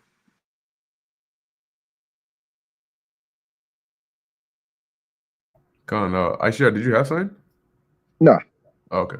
I'm just stressing. Cool. So Con, all good. All right. So let's go ahead. Who was it? We're on 16 now, right? This is verse 16. And he causeth all, both small and great, rich and poor, free and bond, to receive a mark in their right hand or in their foreheads. All right, so this is the good part. All right, so let's break this down. Not gonna, I don't want to be too long-winded, but I just want to be thorough with this. So when it goes into, and he calls it all, right? Who is the he, right? The he is not one individual. The he is a group of people, right? The top banking families. To give you an example of this, when you go into, I believe it's Joel, the 2nd chapter, and it talks about, I will remove from you the northern army, and says something about his backside. Now, an army is not one individual, but when you read it, it's talking about it as if it's talking about one person. But what it's saying, a northern army is multiple people. So when you read the scriptures, don't think that says, oh, and he as one individual. No, it's a group of individuals. Sometimes the scriptures will do that. right? So when it talks about he, it's talking about the top banking families, which really, this is really a plan, like Elder Apostle Tahar goes into, how really the mark is really the Most High's mark, essentially to pretty much mark those that he doesn't want, right?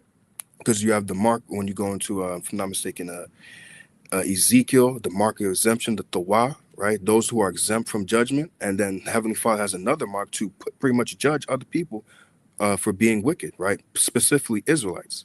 So this really is the Heavenly Father's mark, right? To pretty much, cast aside those that he does not want. Now, the next word, when you go into cause it, can we go into that word?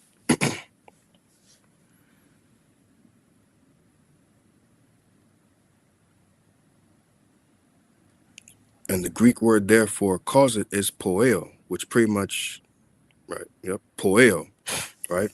And it means to make ready, to prepare, to produce, right?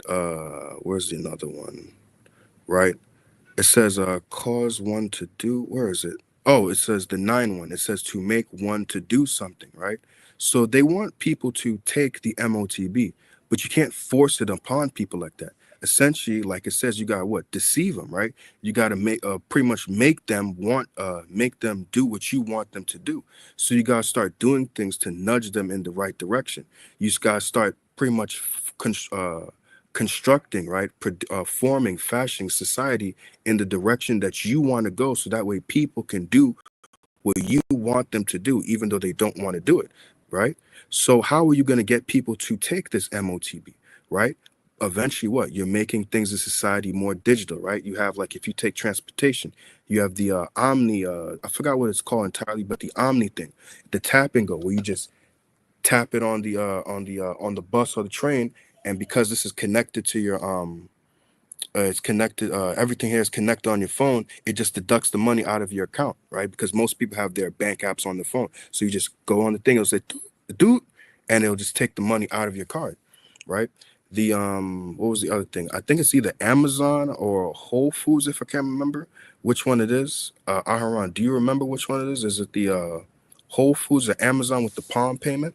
I can't Yeah, remember if it's the Amazon Go, and the I think Whole Foods is something Amazon One, where you do the palm tapping thing, and it has your biometrics, your fingerprints already stored. So it's also connected to your debit card. So as soon as you finish your payment, your shop, you just put your hand over it. I think it's Amazon One. Yeah, that's what it's called. And then you okay. just tap it, and then you're good to go. Okay. But perfect. He explained it perfectly. That's essentially what it does, right? They scan your palm, right? They take down your information. So anytime when the reader reads your hand, it's like, okay, let's just say this is Jane Smith or whatever, right?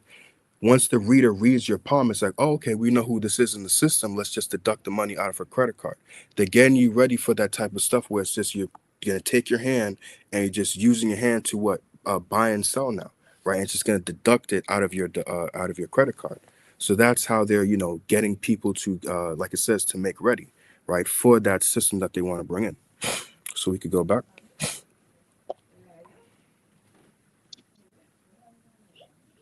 I believe, is it all is the next word? I want to could you go into the word all, Salakia? I think all has something that, yeah, pas. I remember Aharon went into this. Right, here we go. It says individually and collectively, right? So again, collectively, they want everybody to take this thing, but you got to work individually. You got to take small steps first to get the collective, which is everybody, to take it, right? So they're going to come out with what? Your celebrities and things like that, people that people like, and your Drakes, your Little Waynes, maybe Taylor Swift, whoever. Kanye may come back out and start promoting, or whatever, Jay-Z, whoever, right? And start promoting. This is how you do things individually.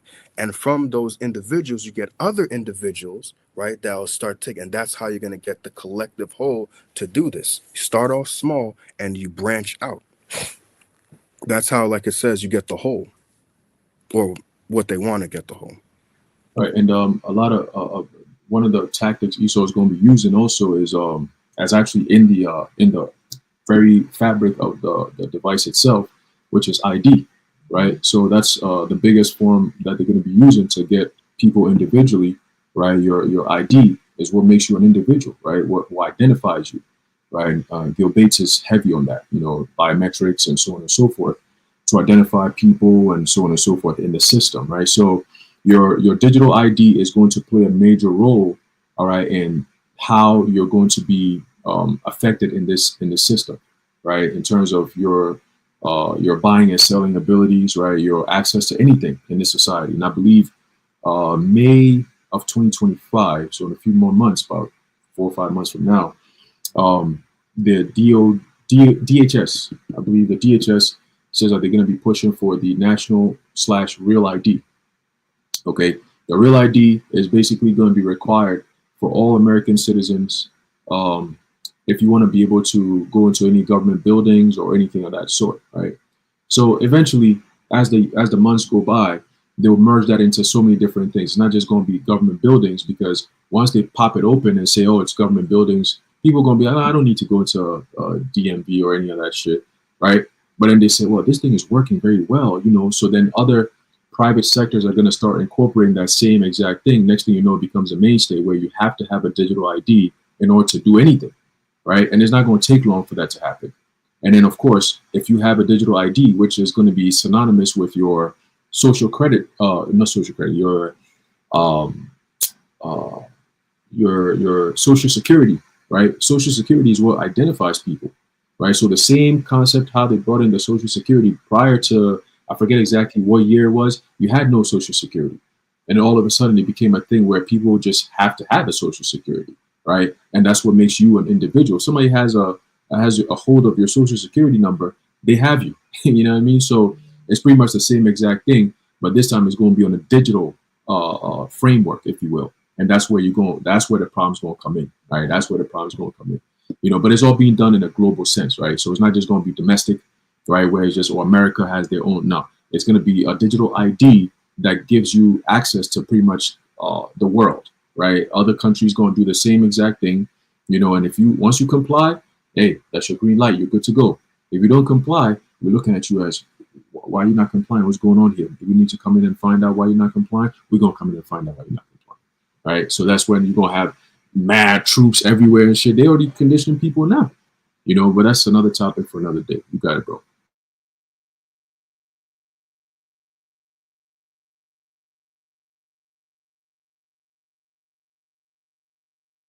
Salakia, right? So continuing, right, we explain those words, and he calls it all, both small and great, rich and poor, free and bond, right? So pretty much, if you're a regular individual, whether you are, or if you're rich, if you're in jail, they're going to want you to, or pretty much construct society to pretty much nudge you in the direction that they want you to take this thing, right? So again, both small and great, rich and poor, free and bond, to receive a mark in their right hand or in their foreheads. Now, could we go into that word mark? Because that's a very important word, right?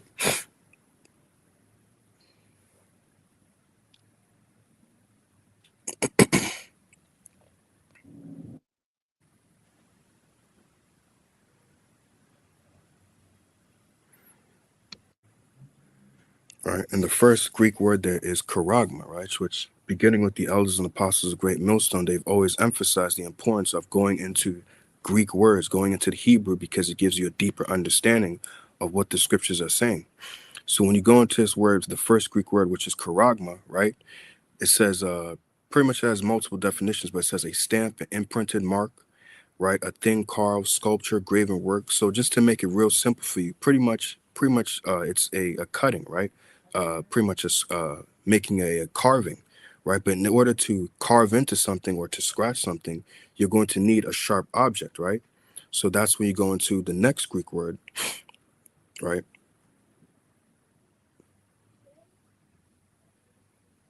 Which is karax, and the karax would be the instrument used, like it says right there, right, to sharpen to a point, right? Think of it like a pencil. What do you do with the pencil? You sharpen it to a point. Or even a knife, you sharpen it to what? To make sure that you get a good cut from it. It's not a dull blade, right? It says through the idea. Oh, my bad, Saki. Could you go back up? Right, through the idea of scratching, right, which pretty much that's the puncturing into the skin, right? If we go to the other definitions lower as well. right? Pretty much a pale steak, a palicide. If you look at a pale or a steak, or just think of like a steak, what you call it? That's the thing that they say kills vampires or whatever. It's pretty much the wooden stake with the sharp point, right? And what it has to have a sharp point. It can't be dull, otherwise it's not going to pierce through the heart and kill the. Keep wanting to say zombies. Fuck. Vampire. Yeah, the water vampires. Yeah, right. So, or with that sharp instrument, what you're able to pierce into something now, right? And then that's what goes into the final word,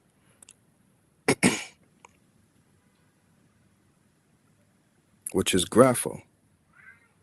And the one definition that's used there, which is pretty much to the third, no, sorry, not the third, the second one. It says to commit to writing things not to be forgotten, write down, record, right? So on that device, I believe, Bakwar, you said you want to go into, I think you said you had articles, if I'm not mistaken, exactly how it's going to have the information, or I forgot exactly what you said earlier, but pretty much that device is going to have, certain information about you, so that way you can function in society. Like Aharon was saying a little earlier, that what if you don't have this thing, they're going to want to ask you questions of, well, why aren't you complying? Why don't you have this thing? If I'm not mistaken, in the 15th verse, it says that those that don't worship it should be killed. And like I said earlier, killed has two definitions. Yes, to actually kill you, because like we understand in Revelation 20, those that don't worship, they shall be beheaded for the word of the Heavenly Father and for the testimony of Yahweh Shai. But also it means going into separate. You're going to be separated from society for not having this thing, because this is going to be pretty much like, think of it like your ticket to function in society. And if you don't have it, right, you're not going to be able to buy or sell, like it says in the next verse. So I don't know, if Bakwa, if you want to get into that article just to explain exactly what you want to bring up. Yeah, I can show it real quick. Yeah, this is the article here. Basically, how RFID technology works. And just to what Shalomar was saying is basically, when we say that the device, the implant is going to hold your information, that grapho, your social security, everything about you, right? It's not necessarily that all your detailed documents are actually going to be stored on that tiny little device. But what it'll do is it'll work like a username and password almost, to where, when you go to the bank or when you try to buy something with your card, sometimes when you put your card into the machine, it says connecting, transaction in progress, or something like that. And what it's doing is it's contacting your bank to find out if, okay, the information that this card is associated with, go over there to some database, get me that information, tell me if they have enough money. Can all this happen? Okay, if it can, then the actual ATM machine gives you money. Okay, so why is this important? Because we're gonna go from seeing this on a theoretical level to a practical level, and you're gonna be hearing about this, seeing people with it, and it's good to have a understanding of how it actually works, with how much we actually talk about it and go into it. So real briefly, it says here, you can see an example here, right? You have an RFID reader, as it says, connected to the antenna wirelessly and receives data from the RFID tag. So the RFID tag here attached to assets to transmit stored data to the antenna. For those designing your implant, they're gonna, whatever implant you get, and this is also why it's gonna be secure, because it's gonna be unique to just you, like having your own unique ID, almost like your social. So they're gonna probably bake that ID into the actual chip of your implant. All right, and that's going to be using this RFID, if they do use RFID, which that's what it looks like they're using. And really what happens is when you go to the store and they scan it, the reader actually sends a signal. All right, that's why you see this forward and backwards. This is full duplex or bi-directional communication. So you have an antenna, receives the stored data from the tag and transmits that data to the RFID reader. In this case, some readers have an antenna within them already.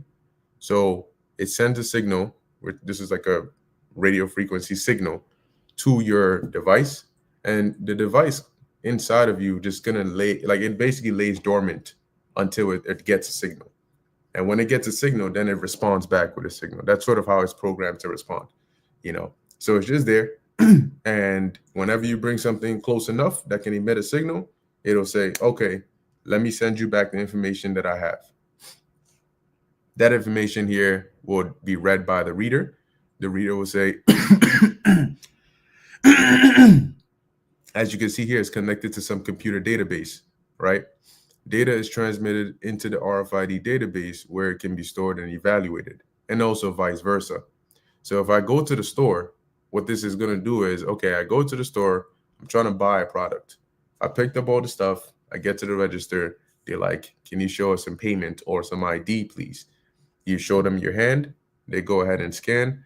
The reader sends a signal to your implant. Your implant responds back with your credentials in signal form. That signal is then sent into their computer so they can check a database to say, hey, this is the information this guy's device gave me. Is it tied to an actual account? Similar to when you call customer service and they say, can you give us your card information or your last 4 digits of your social? And then they type it in and all your information gets pulled up. That information is stored in a database, similar to how your thing is going to work. So by sending these signals back and forth, they can then verify, are you the actual owner of the account? Do you have enough money on your device?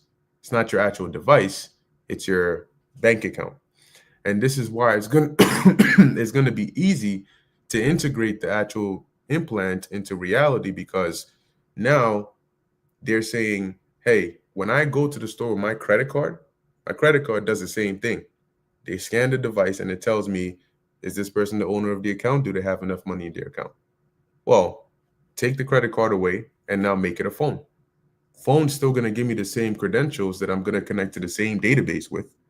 And then soon they say, well, you can lose your phone. Somebody can hack into it. So now we're going to put it into a device, and then we'll just scan the device. It'll give you the same information that tells me whether I own the account and how much I have in the account. So this is why it's easy, because they're saying, hey, it's nothing new. We're just replacing your phone with this new technology. And in this way, don't worry about all the apps. We don't need all that. Just give us your little device here, and it'll give us all the information about your medical records, your bank account information, all of this good stuff over here. Okay, so that's why it's a radio frequency, because that's how it communicates, and it's an identifier, right? Because that's what it's giving you, an ID that you can use to then verify information from some like database somewhere. I think that's where you get the word grapho from, right? Yeah. Basically going into the data, right? The data, the person. When you actually go into the word data, I'm gonna do it real quick. All right, it says here,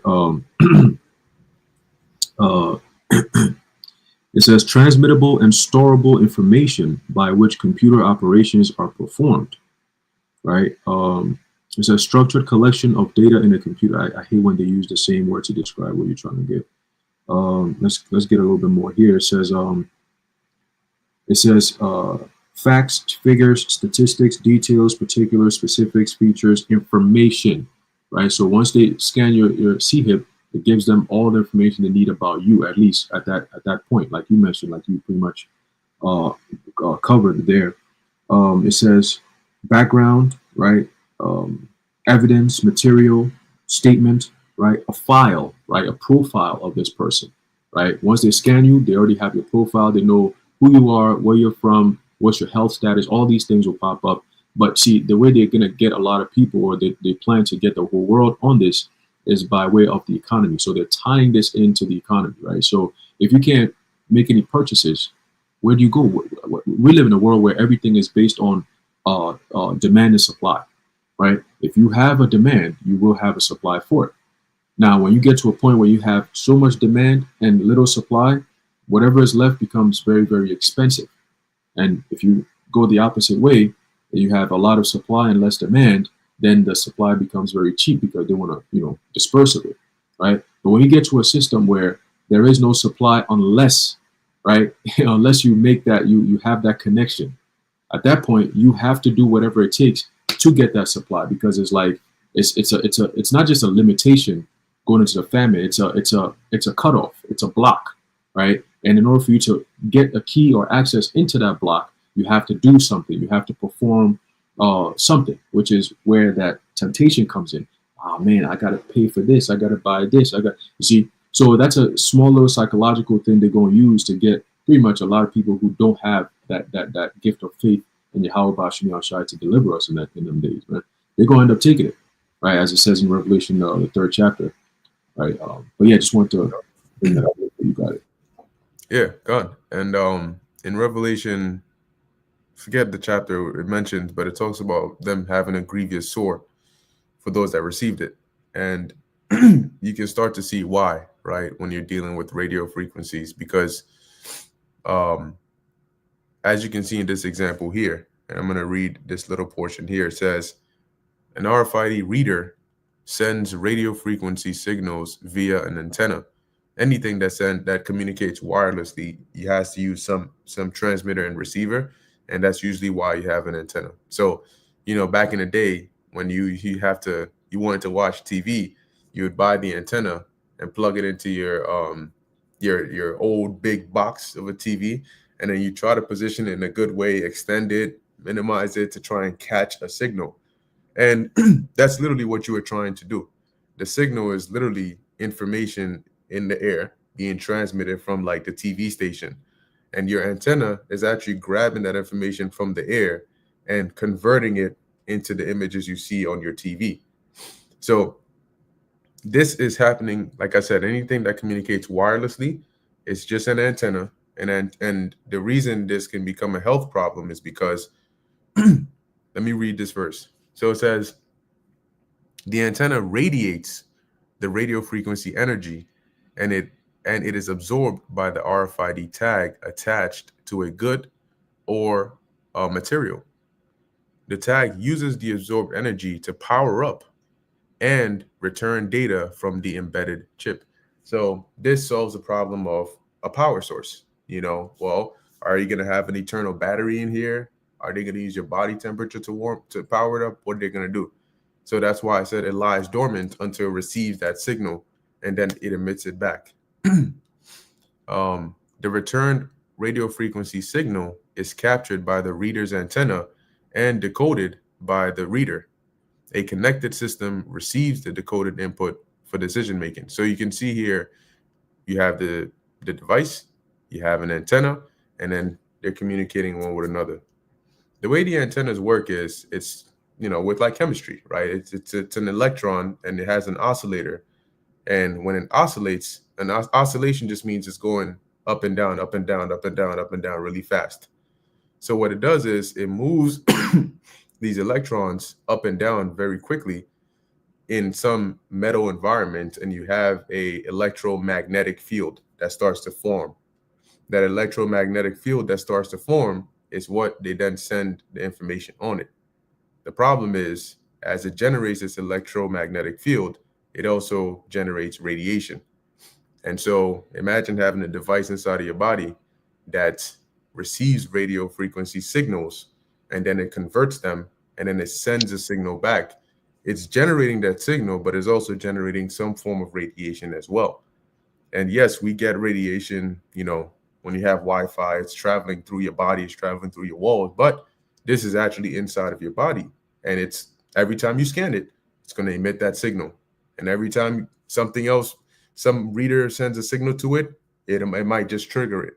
So over time, you can imagine how this might start to become harmful to your body, because it's now within your actual body, in your hand, and also in your brain, So, oh yeah, that's the one. The waters are gone. Stay in the Spirit 144, Revelation 16:2, and the first went and poured out his vial upon the earth, and there fell a noisome and grievous sore upon the men which had the MOTB, and upon them which worshipped his image. Yeah, because like we read earlier, if you are worshiping the image, you're bowing down and reverencing it as a superior authority. Then if that authority tells you to go and take a mark, you're going to go and take it. you know. So if you're worshiping the image, by worshiping it, you will go and by extension take its, you know, its mark, because that's how you are um, symbolized as a worshiper of the beast. Yeah, and I think that's it. We don't really have to go through in here. I sort of just summarized how this works anyway. Levi, something to say? Yeah, I wanted to, if a brother could pull up in Revelation 16:2, if a brother could pull up two words, the one for noisome in the Greek and also the one for grievous, because it kind of gives you more of an insight. I'm on the phone, so it's kind of hard for me to read it. If a brother could read it, Baba Kushah. You said noisome you wanted? Yeah, noisome and then grievous after. Okay, gotcha. Oh, so one definition says of a bad nature, not such as it ought to be, of a mode of thinking, feeling, acting. It says base, wrong, wicked, troublesome, injurious, pernicious, destructive, and baneful. Right. Hey, I mean, it's pretty straightforward. You know, it don't need much of a breakdown, but I just wanted to bring that out because, you know, it just goes to show you those that get that charagma, the MOTB, that technology, you know, the Most High did not intend for man to live like this with technologies and things implanted inside of us. And, you know, you got a robotic arm and you're half cyborg, half man. The Most High did not intend for us to be like this. That's why I said not what it ought to be, because the man not ought to do that. You know, the Lord did not intend for us to do these things. But again, this is Esau trying to exalt himself above the clouds, him trying to be, you know, greater than the Most High, and him saying, well, we have a better way of doing things. The Most High gave you a body, he gave you limbs, he gave you a nervous system, he gave you all these. Hey, having a body, just living on this earth, period, is a blessing, you know? But no, Esau comes to say, no, that's not good enough. You know, just like the same way the Lord gave us all these amazing foods, delicious foods with seeds in them. And Esau said, no, that's not good enough. The way the Most High did it is not good enough. We're going to advance that and do something better. And it's the same thing with this device. You see, so if you could get read that for grievous as well.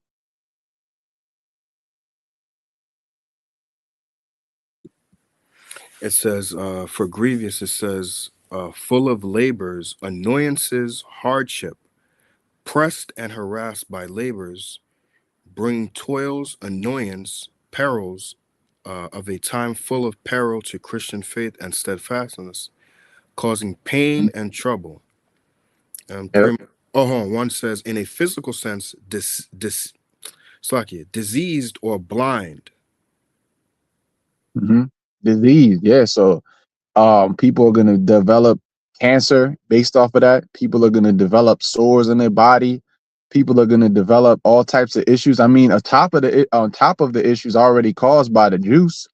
So I mean, it's just going to add on. And just one more word, the word for sore there, because it shows you, you know, that again, there is going to be a consequence. There's going to be an immediate. There's going to be. It may not be immediate, but over time, and we know that the period of people getting the MOTB to when the end is, that's pretty much a short period of time. So from the time they get it, it ain't going to take long for them to start feeling the effects, physical effects, to the point where you're going to know the people. Eventually, there's going to be physically apparent the people that got the MOTB, because they're going to be jacked up. You know, they might have open sores all over their hand that they got it. Oh, this is just a normal side effect. They said that this will happen. It should go away. Meanwhile, they over there dying, you know, looking like real zombies, you know.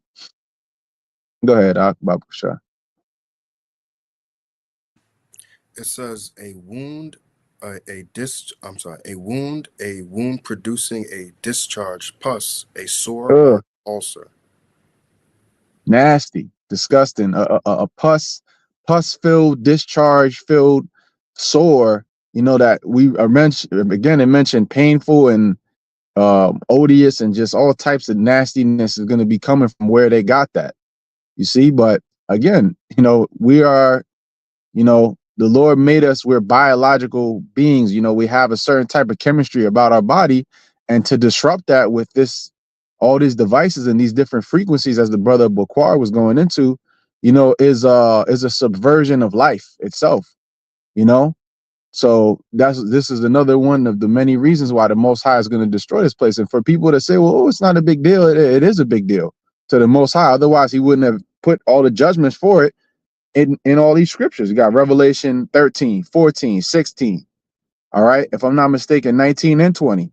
I might have missed one, but that MOTB is mentioned so much because it is a pivotal part of end time prophecy. And that's why it's so important for us to go into it and break it down, as the brothers have so beautifully done today.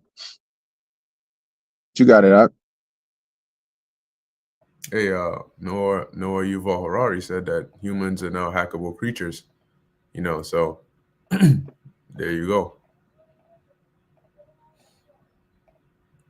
All right. 1 second. Yeah, so I think we were in Revelation 13:17, right? Yep, we were. All right. This is Revelation chapter 13, verse 17, and it reads, "And that no man might buy or sell, save he that had the mark, or the name of the beast, or the number of his name." Right, and that's going into, again, society, right? Like it says, and no man might buy or sell save he. And another word for save is saying unless. So unless you have that mark, you're not going to be able to buy or sell. Now, there's an article that had I gave Bakar, but before we go into it, can you go into the word? I believe it's buy, if I'm not mistaken, in the blue letter. Yep. And the word there's agorazo, but even the root word goes into the agora. And the agora in the ancient times, like it'll say, is a place of assembly of the people, right, for buying and selling. So without this device, you're not going to be able to buy or sell, right? You're not going to take place in the assembly of people that buy and sell. You're not going to be able to do these things unless you have that physical device, as we went through in verse 16, right? Just going to go back through it real quick, right? The Greek words for mark, which is what? The first one, which is charagma, which is pretty much making the cutting. The second one was charax, which is pretty much the syringe or the needle that's going to cut into the flesh. And then the last word, which was grapho, excuse me, which is pretty much like Bakar was saying, is pretty much going to have, not everything about you, but pretty much have the information needed for you to be able to function in society, right? And without that, that's going to be the new form of buying and selling, right? The same way like today, at one point, it was cash dollars, right? You had your dollar bills, which you could still pay with it, but now what? It's become more modernized where people are used to using either their phones or a credit card, and you just swipe, or they have this thing where you just do this, and it deducts the money from your credit card, showing you again poeo, which is what they're constructing you, pushing you in the direction that they want you to go, which is for this small physical device. But we can get that article that I mentioned. Now, if I'm not mistaken, I'm not sure if it was earlier this week or last week, but Bishop Nathaniel and IUIC was going into how something about how Nero Caesar had brought the mark during his time, or something like that. I believe they brought up something similar as we're going to go into here with the incense, which this happened during the time of Domitian, but I don't know about all that stuff because I think they're trying to say, if I'm not mistaken, that the mark happened during the time of Nero, which it did not. And I think I know why they're saying that, because I think when you go into into 666, I believe when you go into one of the Greek words, it goes into Nero, if I'm not mistaken. I think that's why they may be saying that. But Nero did not bring out the MOTB during his time. But I want to bring out this article here to show you that it's a physical thing that you're going to have to do, right? The same thing like the believers in the Church of Ephesus had to deal with. Now, no, I don't really want all that. I really want to go to the main part of it. Where is it? Keep going down, Baba Kusha.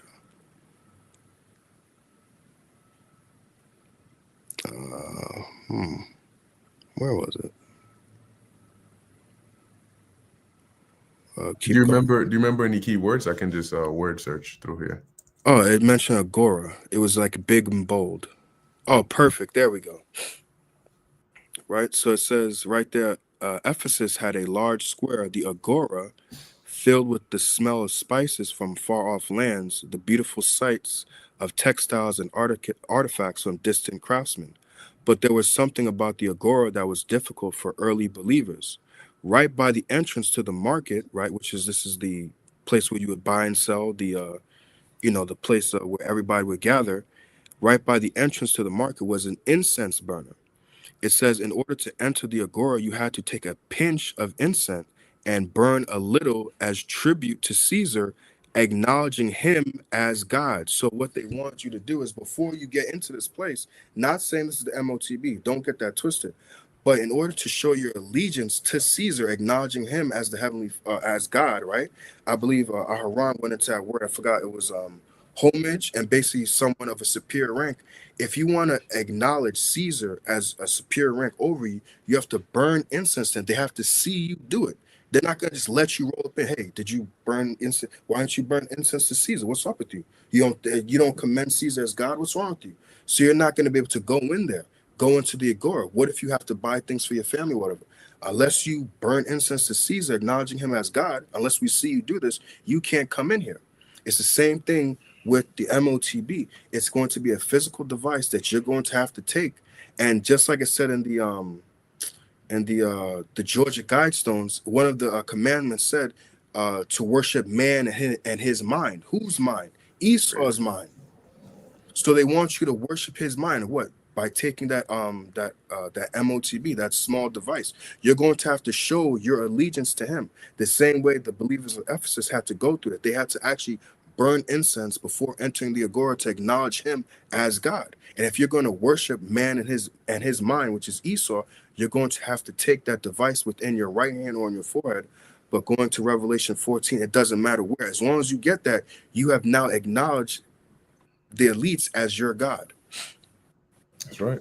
That's right. Beautiful, beautiful. All right. Yeah, all right. Let's wrap it up on. I think we can finish in the 13th chapter here, and sort of close it out full cycle. But you get it. You get the point. I just want to bring out a point real quick. The Emek was like a perfect you could say a trial or test run for what's to come. Like the Emek affected everyone in the world, and it conditioned the world to you had to wear a mask, you had to get the icky vicky, you know, and it actually like changed the minds of people. So yeah. Hey, since you said that, one last point that I'll make is, I'll take a bite out of the copyrighted topic the elder had over there, but yeah, it's a quick bite. But to the point that you mentioned, I'm not right. We were going into one of those words. I forget which word it was, but it mentioned right, which he highlighted, of mode of thinking, feeling, and acting, right. So when you mentioned that, Worship. Worship, was it worship? Yeah. Okay, I think okay. Anyway, during the emek, it wasn't just the physical. You can't bind. Do this if you don't have this. But Aaron, you remember even when you go into the store, like when it first started, and they were coming out with the thing, manipulating people's minds. If you went into the store without a mask on, people looked at you like, "Yo, hey, what's up? What's up with this guy? Who let him in here?" And then it got to the point where they were openly saying, look, if you ain't got it, you're a murderer. Seek them out wherever they are and go and destroy them. We got to stop these people. We got to throw them in jail. So you see how this thing affected more than just, even though it's a physical requirement, it actually started to affect the people's minds.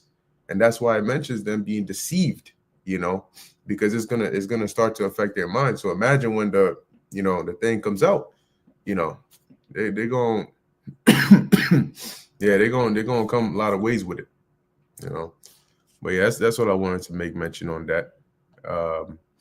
Was that it on your point, Shalama? And I know. Yeah. Come. Beautiful. All right. Let's finish it off on verse 18, and then we can close it out. This is Revelation 13:18, and it reads, "Here is wisdom. Let him that have understanding count the number of the beast, for it is the number of a man, and his number is 666." Which translates to 600,666, right? Or just 666. Okay, because the score is 20, so 3 times 20 is 60. And there you go. Did you have something, Shalom? Yeah, I just want to, if we could just real quick, just want to go on, because this could be for another time, maybe a brother could go into it. But like I said, I think it's one of those words there. When you go into something with the 666, it brings up Nero Caesar. And I think, like I said, that's why IUIC is bringing up Nero as he's the one that brought it out, if I'm not mistaken. I remember I remember seeing it, I'm like, why the hell is it saying that? Which, in the spirit, if Trump is Nero Caesar, hey, maybe he does bring it out in this time. So you never know. But back then, he did not bring it out. Yeah, I think it's that word right there. Narawa Quasar, I think it is. Go back down. Slack here. No, one Kosar, I think. Yeah. Keep going down. It's in the yes. Yeah. I think that's it right there. That goes, it goes back to Nero Caesar. So I think that's why when you go into this, that's why they're bringing out saying, oh, Nero Caesar brought this out. But he did not bring that out during that time, because then if it came out during that time, well, we know how shots come back. The missiles have to come. You didn't have missiles back then. So how was this fulfilled back then? See, when you bring up this stuff, there's so many other questions that come like, well, will the destruction take place back then? Do we still have the MOTB now? Like, what's going on? No, it didn't happen back then. Hey, well, Yahushua said it best. They something and swat at a gnat. Something like that. But yeah, they're reaching with this one. But yeah, beautiful points. Brothers got any last points? Before we go ahead. Yeah, go ahead, Asha. I believe it was they strain under that and they swallow a camel. Yeah, Khan, the water. Yeah, but just to Shalimar basically said what I wanted to say, but I wanted to add one quick thing. Revelation 14:9, it reads, "And the third angel followed them, saying with a loud voice, if any man worship the beast in his image and receive his mark in his forehead or in his hand, the same shall drink of the wine of the wrath of the Most High, which is poured out without mixture into the cup of his indignation. And he shall be tormented with fire and brimstone in the presence of the holy angels and in the presence of the Lamb." That did not happen back then. So the MOTB coming out is associated with, as the brother said, the Lord returning, and those that took this whatever they think it is, we know that it's the device, all right, the implantable, that it's associated with the fire and brimstone, which is the destruction, and it's associated with the Lord coming back, the Lamb, which is Yahweh Shai, with the holy angels. That did not happen during the time of Nero, but the brother did bring up a good point, because we believe that Trump is Nero, that, hey, it could be this time, that he ends up bringing it out, but that didn't apply to back then. And again, they're always trying to just move the goalposts, because I think this is about the 11th different breakdown that I've heard IUIC come up with to break down what is the MOTB. So, it's going to be something else next week, probably. We'll see. But, just to set the record straight on that. Gone. Beautiful. So, hey, well, we know that we're very close, as we're a couple of days, really away from the so-called New Year. So we'll see what the Lord has in store for this place. And Lord willing, next year it just be packed, man, from the start to hopefully we don't even get to finish the year. But, as we always hope and pray to the Lord that he continues to speed up these days while also strengthening us and preparing us for what we're going to have to go through in order to endure and make it into the kingdom. So Lord willing, this is edifying to the elect. In closing, we want to give all praises, honor, and glory to Yahweh, Bahasham, Yahweh Shai, Bahasham, Recha, Kodesh. Until next time, Shalom. Shalom to the elect. Wa Yahweh Shalom. Shalom.